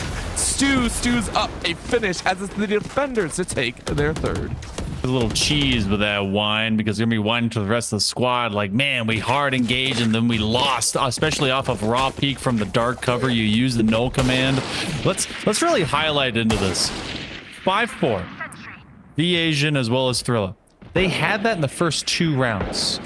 They've gotten 2 more kills since then, or no, 1 more kill, because it was 5-4 and 1. Really gets that 1 to be able to put this into a 5-5 for them. Nothing else has been gained. We've seen flawless, thrifty, and then only 1 dropped in the previous. You gotta stabilize. Slow orb put out by Kane, as they're gonna track on back, and this is a very well read A push. I think it's the read of the read as well. I mean, they tried it before. Colin, you have tried, but Slayer is now walking up very, very... This is forceful, by the way. And yeah, that's payment and a half right there. Kazuya really well sniped out with that Guardian. Gonna go ahead and grab that up, reload themselves up, and look for another piece. Kane still hanging out here on the catwalk, a wandering sight as you are suppressed, caught out. Of course, Odin's ready to fire, but what a chance, honestly. For once, it feels like Con Yu got that kind of spicy punish that they've been looking for. And that's just being mindful that you were red initially, and so you put out that flash, even if you feel like it's going to be the slightest waste. Util still gets you some of that extra intelligence, and that does save the day for now. But they go right back to where they started. Slow orb is going to be right back from whence it came. It was there before, and now they have to raw peek through the icy cold footsteps that they're putting down. Ooh. That's a half touch, especially with a quick spray by Kane. They are not letting anyone through for free, but we have 20 seconds. You gotta go A, or they're going to be able to reposition and use that from the shadows to get to B in time. I mean, that's actually a huge call down as well. The Odin's able to stay through, but Glow is reading that so well. The call out said, yo, that's a snap. Do you get the plant down? I don't think so. It's too late. It's round over. GG on the half. Oh my lord. A round goes the way of SFU as Thrilla sends a shot through. You lost the round, you got the kill. I mean, it feels kind of bad. A second sooner and they would have been fine. They were on the box, which I think they wanted to be on the box as like an, not level position, just in case anyone was still anchoring sight and be able to engage onto them. But it ended up now just being enough of a delay to not get the plant started by, I think, about 0.4 seconds. That is how close that was. So again, good engagement. Oh, nearly a collapse. And they find themselves at the other end of a hot barrel as Thrilla gets rid of the Slayer just off that initial first blood. I know exactly where you are. I hope you know where we are. That's a scary thing right there, though, as Mindless sends one reeling Glow put down into a glow stick. And that one's going to be a 4v3 situation. Very nice setup here as Konyu, once again, in the aggressive, are starting to find these little small wins. Much needed as well, as Mindless almost gets a freebie there as Kane tries to run for their life. Good shot through the arm, and Kane will fall 4v2. Of course, Stu gets one right back in retaliation. All of a sudden, things are getting spicy. Shorty in hand. 1 buck, 2. Kaho sends one to the grave, and with the Odin in hand, might look for a little bit more. Start spraying through the lower grounds, and Hell is fully cleared out. Stu waiting off on the wings for a little bit more information. No recon to really be held as that's a snap. And through the long side, this is the chance. Runs around the side. Stu gets a kill. And oh, Thrilla, you waited for that chance to snap with the operator. We'll send him down, and there's not a chance to be held. Thrilla gets a 3K. It's a clutch out moment. You're going to TP to safety.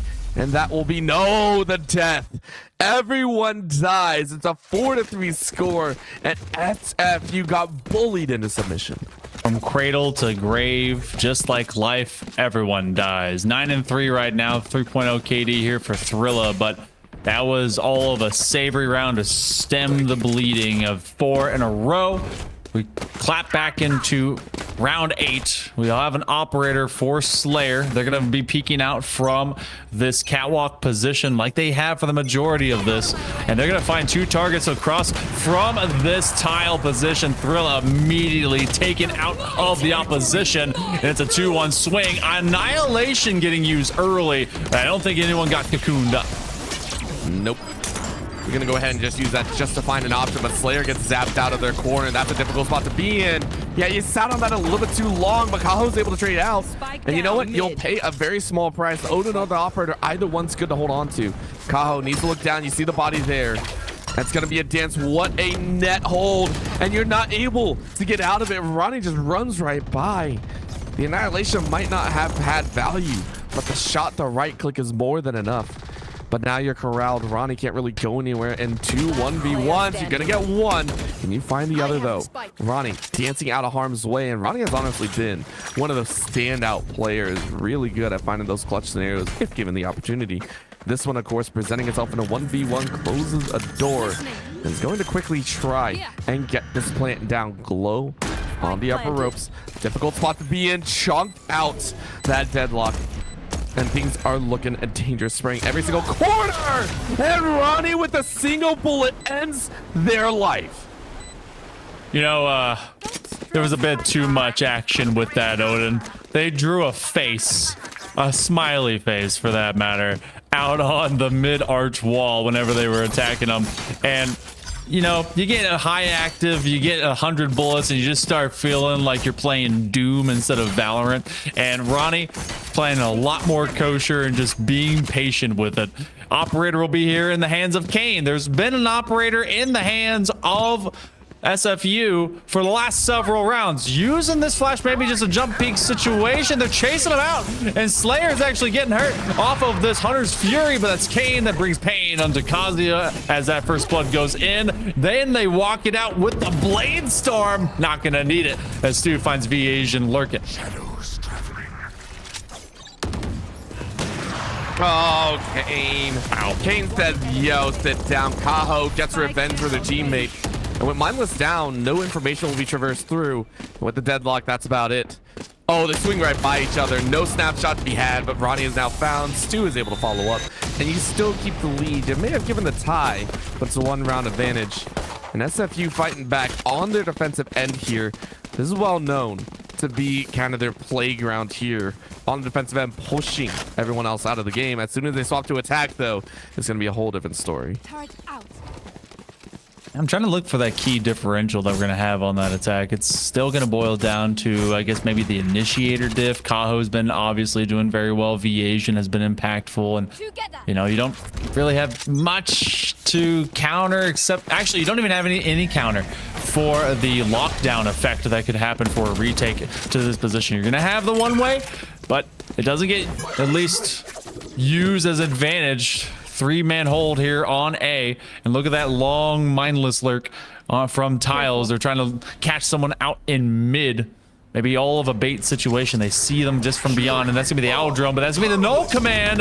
Look at this upward position. It's just fish in a barrel for Slayer, but they get spun just the same. Sponge is real, but Glow says ain't no sponge like this one. Snaps it away, and Kaho gonna leave that KO to burn. A little bit of a jam. Oh, listen, you gotta have fun. You gotta have fun while you can. And listen, I respect SFU have been playing so well.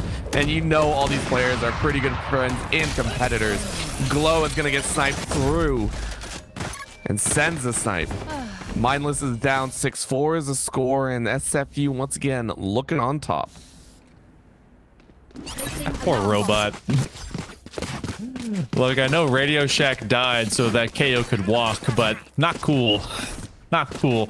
Spock's being left behind, at least to kind of down check what's going to be happening. It does walk into our second from the last of this first half round, and that means that we go into some half buys, maybe even full. Yeah, they want to keep enough in the pockets. There will be a Guardian put out here. They at least jump check, because there's been operators just severely shooting them down here from mid. But it does look like Kane is going to be holding on to it instead off of that B hole. So, do we go from tree, knowing that Kane is at least somewhere else? There's no wall. Stu's going to use a paranoia and make this a bit difficult and scary to get through. I mean, Stu's just been chilling this entire time, been cooking up a storm inside of a 3-star restaurant. Huge ult to come out here as that's the annihilation to grab one, but Thrilla sends Stu to the grave, and all of a sudden things are different, but Glow slows them down and fires away. Tahoe is still going to fall. Glow falls behind and Kane rips one through. 3v1 situation. Kazuya gets a spray down, gets almost another, but Slayer saves their teammate, and it will be the round over. Slayer with a picked up weapon. Silliness is the bound, and my god, the mess they left would put any housekeeper to sadness. That's literally what it looked like in all the pictures my wife sent me from Vegas. Just chaos. Oh, wow. What do you mean? Okay. That's just a normal Sunday evening. I don't know what you're talking about. Just normal. All right, well, we got around 12. Gonna end out this first half with a bang. That lockdown has been burning a hole in the pocket of Glow, and I know eventually they're gonna use it some way, form, or fashion. Kaho with an operator and on a Sova jumping out to mid. They wanted to take out the wall armor as well, but they're gonna have to escape instead. There's 2 operators out there. So I love the fact, and I would like to point this out, I love when teams just get spicy with it, as this is going to be spice and a half. Slayer gets one. Can't really hold it down. What? Hit fire for the win. Get another. Get another. Oh, mindless. Still shredded down to about 30. Ronnie able to fire back, though. Glow with another Odin in their own. Locked down, but it doesn't matter. Go ahead and hold it up. You can't. Oh, the deadlock does wonders. But going back to what I was saying, I mean, I love when teams go the solo queue mentality, because it causes so much confusion and sometimes teams can't really keep up. Kane popping off here. Battle stage 3K for Kane as you lock down the final round. Nasty. Switching sides. Kane is super MVP in my book. Wow. And that got them up to 9 and 6. They were in fact a I think they were like even 500 at that point before coming to that round. So we go 8-4. And it's gonna be this squad of SFU Pink on attack. If you thought that was fast defensively, well, now they actually have to go and plant the dang bomb. So, checking it out, it's gonna be enough uphill position. Kazi is getting diffed out of his mind when it comes to looking at the other end with Slayer. So, gotta see how effective they can be. They're gonna be looking for at least targets to take pot shots out over in mid. These kids are something else. I feel old watching all this. Like, my hands hurt after a while seeing all this. I mean, Glow goes ahead and picks off Kazuya. And this is an opening rip, by the way. This feels so bad. Glow doesn't give a crap what agent they're playing. They're saying, screw it. It's an FPS at the end of the day. No one look or peek me right now in the mid. Slayer's down on 3 HP. The agent makes that 0. And things are looking a little bit more dire for their side. But it's still a 4v3. Like, they don't care. Ronnie's going to try and trade that. Of course, they do get a couple snaps, and through the body they go. Kane eats so much and can't heal it up. And now they go ahead and try and push out. Catwalk will be a chance as Kaho's slowly walking away, but they don't look behind, and so Ronnie gets a freebie. Stu able to trade it back. Little reload here as Thrilla tries to fire away, and Glow is still able to find it. It will be the pistol to go the way of SFU, and they are going to put themselves very close to double digits. Yo, that's the one time I've ever seen a sonic sensor help in a fight. Usually everyone just walks on by mine. I'm like, all right, well, cool. They gave me the ability to pick it back up. Let me put it somewhere else that it's not going to be effective. But in that fight in particular, that actually worked out really well. It's going to be 9-4. A streak of 5 and 4. Disrespectfully, because it's the opposite side. In a row right now for SFU Pink. And Mindless is going to play off the cam. They're right around the corner, trying to use that grab. And now they actually have that shorty. Oh my does God. not land the first. And Ronnie's gonna at least get one opposite. Slayer has that Spectre, and there's a lot more firepower here for SFU. Everyone's just trading their lives to the KDA board. Go ahead and see who gets the most. Rushing in here, Slayer walks right over and says, screw that nano. I don't care. I'm going to swarm all over the enemy. And now you get the plant down. You're routing this defensive end. The door is closed to market, but the defender spawn is where they're at. CT going to try and hold it down. Kazia gets the peek 1-2. Can't really find it. But the Asian is going to get the share of kills. Stu's going to come around the side. Orb is down and Smoke's abound. And you try and reload. Glow is able to help out, though. That was dire straits right there. Glow saving a teammate. The Asian now stuck in between a rock and a hard place. And the hard place is even worse. You don't really have anywhere to go. That's going to be a chase and a half. The Asian, though, almost finds it. Glow ensures that they don't. It'll be 10 rounds to the side of SFU as they're hoping to close this one out neatly. I think Glow, it was either Glow or Stu as they were chilling in that back link corner. Someone did the lowest 360 I think I've ever seen. They were, it's like, I think their mouse was like at 50 DPI and they're like, all right, look at this trick shot that's coming. And they just kind of spun into the dark cover. Glow, the glow up is real. 18 and 7-2. A authoritative killjoy, to say the least. The buy up is coming in. They're gonna rush it down off of the tailwind. Slayer gets rid of Kazia, and V Asian at least finds Slayer. Big trades. Everyone trying to march. It's Parade of the Penguins. Jesus Bucky Gaming. Christ. Bucky Gaming. My God. Slapping them down. Do it again. Do it again, Glow. Do it again. No. And Glow with another 4K. Bring it on home. 11 rounds to SFU. Bucky Gaming, my favorite kind. Oh, wow. 11-4. Tough pedaling right now for the squad out of Concordia University. It's you know, you face off against a squad of this caliber as with SFU Pink, and you know you're just gonna find all comers, especially because they just hold down the W key. I'm pretty sure it's just gorilla taped to the keyboard and there's nothing else there. The fast acting super glue, just yeah, we're pushing. At this point, if they don't meet in a hallway, I'm worried. Those are blind shots, by the way. So they can get a few more. Of course, it's not gonna be Glow holding it down because Kaho's holding it down. Expanded on, no bullets left in the case. Stu gets 2 in the back end. He gets shut down when you stand in the garden. The garden is your doom. Ronnie has to reload the Odin. When do you ever truly see that one? The lockdown is gonna slow you down for like half a second at most. But it might be more than enough. If you get a snap kill here, keep in mind you might be able to use that annihilation to peak a second. But maybe it doesn't happen. Stu with the 3K. And hail monkey man, we are 1 away from SFU Pink taking the finals.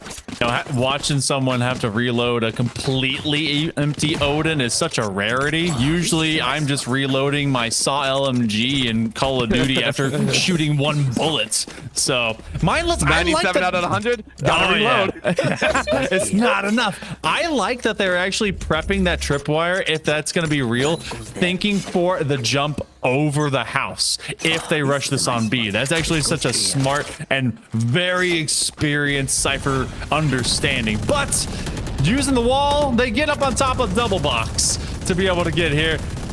They want to march. They want to end it. A 3-0 sweep, very probable. Not quite complete though. Kazi gonna try and hold it down and defend the tree. I mean, this is... It was A main originally, and then they said, screw it, let's go through cat, and then let's go through garden maybe. Look at this stack. I love this. They're legitimately just waiting. That's actually going to be a double blind, and Thrill is actually going to get the judge off. Goes ahead and strains for a second. All of a sudden, this is calling you getting a breath of fresh air. Kane, though, on the other side, had an Odin of their own, sends one to the grave, and things are getting messy. Spike is still down on the back end, so it could be one for their own. And Mindless still firing away, getting a couple kills down to a 3v2. Stu's playing Dance the Dance, trying to go with the blue slate shoes and isn't going to work and instead gets second place. The Asian still with the headshots, and Kaho's trying to bait. Might have baited out too much as the swing brings a headshot. In the final hour, it is going to be Con Yu getting their 5th round. It's a long and arduous journey, but they took the first step. I don't think the game is used to that double box having the final kill on top of it. That was the most busted looking dragon I've ever seen. Okay, so you know they get one. Put the judge at that hard link into tree, and maybe something will pan out. You do have Annihilation that's still online. A lot of intel ults for both the From the Shadows and the Neural Theft. But you have to start the push. They did it initially, but only because they picked a different position to go to. Kazuya doesn't even have to get engaged because Slayer is taken down by V Asian. And now with the underhand flash, Jesus. do they follow up into this? That's a big no-no there for Kazuya. They use them as bait. Oh. Spike down A. Who's baiting who? Who's baiting who right now? There it is, Slayer. Call and report the team. Mindless gonna clear out Kahu, who tried to jump to the smoke. Plotting on my downfall for Slayer has a second death to their name. Ronnie, perfect placement of the net and gathers 2 more behind. What is going on here, Hail Monkey Man? I'm loving this so much. This is Collegiate Val. Out of hand, Collegiate Val. And, you know, trying to showcase some of the best in Canada. SFU Pink obviously has been at the top of conversation in that capacity for a while here. But, you know, Con U, they've been looking really decent. Made it through a very tight semifinal when they won it over U Ottawa Garnet in that game number 3. And we do have the Hunter's Fury online, and you also have kind of a light buy situation. This could lend itself to at least around number 20, but gonna use that recon dart. They just run it down. Slayer actually gets tagged by their own teammates ultimate, and it's gonna happen again. Slayer is so pissed off at the last round. Even gets cocooned. He got cocooned. He got baited so hard. He got 3 kills and gets killed down. 2-2 Ronnie. Ronnie, you want to say? All right, I shouldn't actually say it. I'm so sorry. Gets a headshot. It's a 2v1 situation. By the way, disclaimer. Orbital does not, you know, oh my god. Orbital completely says no to teabagging, to team kills, to any sort of PM as we are looking towards this final round. Kaho watching us jump as Ronnie gets at the kill. Oh my god. I'm so done. I was like, what is going on? Oh my god. Orbital says no to BM, and Ronnie says no to Kaho, using their owl drone just to say hi. Kaho truly is the man behind enemy lines, playing for the other side of Con U. They use their shock darts as well as their Hunter's Fury to take out their own teammates. You can tell as well by Kane. He said, "Do it, do it. I dare you. You won't," and then he did it. I'm still waiting for them to randomly go 5 knives in mid. Just screw it. Kazuya sends player to the grave. All right, we got some semblance of slow play here right now. Maybe forcefully, but it works. Shock pull goes out, trying to clear him out. Kaho is able to trade 1, but it's still a 4v3. They're going to enter in, but Ronnie is more than ready. Hard spray goes through, only tags 50, and that's going to be the back bold. Ronnie with the hard spray through the most paper-thin box available. And Stu is the last one alive. It is bland without seasoning, as they're going to try and spice it up. I don't think they're going to be able to, though. This is going to be difficult. Nanoswarm slowing you down. No one wants to make the wrong call. A little bit of a flash goes out, and I mean, it was a long one, so Stu goes down. 8-12 is the current score. SFU Pink still just need 1 to take the dub. That blind's so OP in its own ways, because if you underhand it, you immediately get the slow float flash, and then you're immediately blinded. The hard fastball flash, just throwing it straight to the floor, knowing the sound cue and that it bopped away. They had the flash guard, and you're like, whew, and so you can't really do much of anything. So, Buckies. How many Buckies? Is it all There's 4 Buckies. That's a lot of Buckies. I swear, don't even go catwalk, just like rush B. It would be the funniest thing. Oh, There's a snipes. I was wondering about that. Mindless goes ahead and snaps away one. Pretty easy cover. And all of a sudden, Slayer can't do too much either. You're stuck in a corner. All you got's a sheriff. You're going to try and wander your way in. Can't get the shot. Asian gets two. Easy headshots galore. And you're left with just a few more. Kane gets one with the Bucky, but you can't swing fast enough. And it will be on you to get this round. Kaho with, I don't think, too much in the pocket. I mean, you have a shock bolt. That's about it. By the way, that is a wild crosshair to have and see. It is very large in my face. We are still waiting to see what Kaho can do here. Like, come out, Legolas. I love it. He's talking about the high perimeter. Are they gonna do one? Come on, knife 1v1. You know you want to so bad. Knife 1v1. Look at it. Look at this. They know where he's at. They even use the neural theft just to make sure. Oh my god. They have Deadlock right behind them, by the way. They're chilling with this, running with a shorty.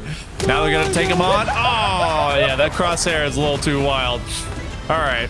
Which, by the way, that's one of my favorite skins. That was one of the coolest ones with the Monkey King. Shout out. Oh yeah. Yeah, that's so cool. It is also one of the loudest skins. As soon as you pull it out, it goes boom, and you're like, oh, whoa! I just want to play Val, man.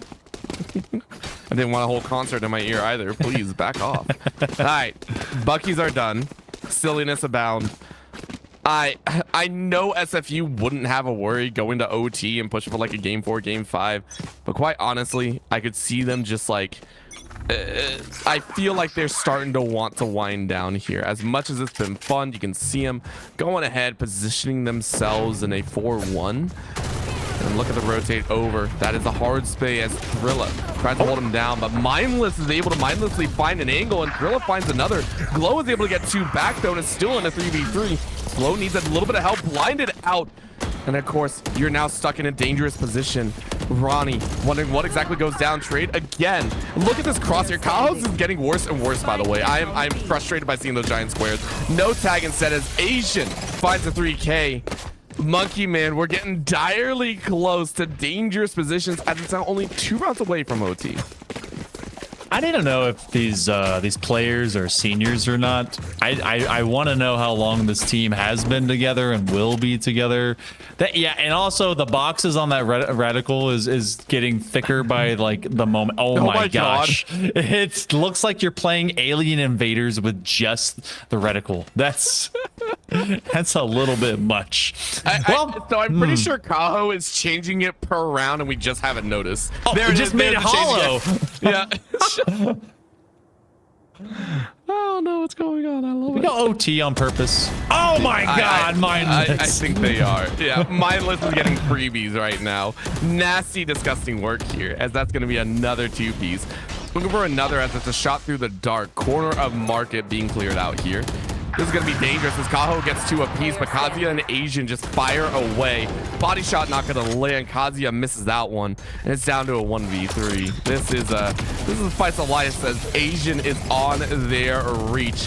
KDs are getting padded here as we're 1 round away from OT, and SFU Pink are looking to push us to OT as a Ganyu have fought back for 7 rounds in a row.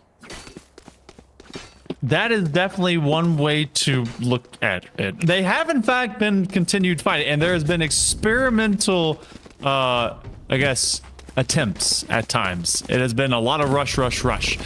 To this attack, we do have a lockdown that can open up space. They can post-plant hold with it, and as well as with the Hunter's Fury, they have a 6th man with the revive, and if they need to move it away, they can. Stu caught Kazuya completely looking. They had no idea. Lockdown does, in fact, get employed. And they're going to try and rush Mindless as well as Asian off-site. They only have 5 HP left. Have you ever seen someone say, all right, stop the silliness? This is what that is. This is stop the silliness. Stop messing around. Of course, Ronnie doesn't want to. Glow is going to find their life, and that's the revive behind it. Zilla's going to find one of their own, but they're not Superman. They can't find everyone. Asian's going to try their best, but they only got 5 HP. That's just a jiggle in front as this should be round over. We have went the distance just as much as everyone else. Asian's able to find another, but that's the tap that you need. And Stu is gonna find that kill. It is GG to SFU Pink as they are your Canadian Intercollegiate Exhibition 2024 Valorant champions. Wow. That is a mouthful, and it was a full game number 3. Ascent giving us 24 rounds, but it ultimately was SFU Pink that a lot of expectations were laden with them. They've been so dominant here in the Canadian sector, and especially the collegiate sector overall, and they come out on top in a fat 3-0 statement. So job well done. Asian, they came out with 26 kills, again leading the lobby, but it wasn't enough to be able to really make the difference at the end of it. SFU Pink, Simon Fraser, just so dominant. And Orbital, I'm glad that we got to see them continue to just be as prolific as we've known them to. A lot of fun had about this squad, and I'm glad we were there for the ride. It was an amazing ride. I don't care what anyone says. This has honestly been amazing. I've loved every single moment of it, and being brought back for this second year has been great. I mean, the players are playing up as well. This is an amazing growth, and the teams are showing up. You know, they're having fun. You can see it. And I think that's the best part. We've seen League of Legends. We've seen Valorant. We've seen Overwatch 2. I think we've seen COD as well. Everything feels so amazing to be able to see, and honestly seeing the squad put up an amazing show gives me so much more hope for the collegiate sector as well. Monkey Man, are there any final words you'd like to say to the audience out there? Collegiate go crazy. These players, they obviously repping their the programs in a big way. This has been really fun. You know what? It's exhibition. There's still cash that they're able to get. $500 goes over to SFU and 300 for the side of ConU. And of course, I don't know how the third place match is going. Check that one out as well. But I'm just glad that we got to come back and be able to see this. Canada, they have a lot of great talent, and it's all been localized, centralized into this great showcase we saw over this last week. I would like to point out that on the other side, they're in OT right now. Oh my SFU God. Raccoons are also 2-0, and I'm just watching. I'm on a 90-second delay, but it's going nutty over there too. But of course, we are going to go to a very short break. We'll have some closing words from one of the founders and operators of CIE here. Again, continue checking out for that giveaway that's been going on. Another big shout out to BMO and Tellus for sponsoring this event, and we will see you all in just a little bit. Please don't go anywhere.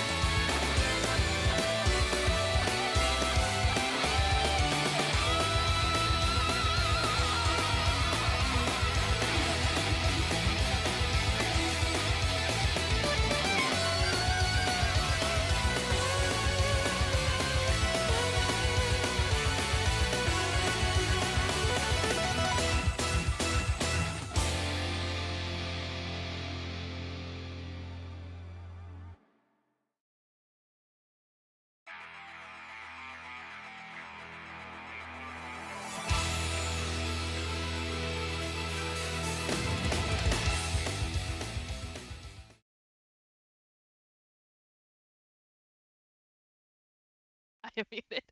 Uh, you'd think after a week I'd know when I'm muted or not. But anyways, welcome back everybody. We hope you enjoyed that finals match. Ultimately, SFU Pink did come up on top, so congratulations to them and congratulations to Con U for getting second. So that basically brings us to the end of CIE 2024. We had a lot of laughs, a lot of plays, a lot of panels this year. So thank you to everybody who tuned in, who participated, and especially all of our volunteers who had spent the last probably about 4 or 5 months organizing all of this so that we could have a really fun week. So just to recap a little bit, we did, I think, 12 panels this year, had a ton of guests on. We handed out about $500 in gift cards, and stay tuned for those actually. So I'll be pinging everyone in our Discord server at the end of the night. So if your name is drawn, definitely send me a message and we'll get that sorted out. To recap some of our tournaments, we had our first tournament of the year of Overwatch 2. So congratulations to Carlton for taking that home. Second place was Waterloo, and third was TMU. For League of Legends, we then had Waterloo as first place, UTM taking second, and Griffin Gaming bringing it in for third. For our Call of Duty Modern Warfare 3 tournament, first place was St. Clair, second was Brock University, and third was Conestoga Condors. And of course, as you just saw for Valorant, we have SFU Pink taking home first, Concordia U taking home second, and actually we are in, I think, quadruple overtime over on CIE 2 to see if it's U Ottawa or SFU Raccoons who take home third place. Thank you also to our amazing sponsors for this year. We definitely had a lot of fun with you all, so thank you to BMO for providing us with some excellent help on this event. And without you guys, we couldn't have put this together. So definitely go check out BMO for your student banking needs. They are more than happy to help, or you can also watch the BMO panel we had earlier this week. And then we also have our second sponsor of the year, and that is TELUS Arena. So TELUS, thank you for that as well. Definitely go check out their TELUS Arena Discord where you can hang out, play some games, anywhere from super competitive or super casual. They're super friendly and super welcoming. Also, big shout out to Sprung Studios for providing a panel this year, as well as being our main sponsor for the charity showcase. So we did donate $500 to charity this year, $250 to 2 different charities. So thank you for that. Other than that, that kind of wraps up our CIE 2024. Thank you to everyone who watched and supporting us, and thank you to all the volunteers again. Without you, we would not be able to make this possible. And I guess that is it from me. So we will actually throw it over to the CIE2 channel to see if it'll be SFU or U Ottawa taking home third place.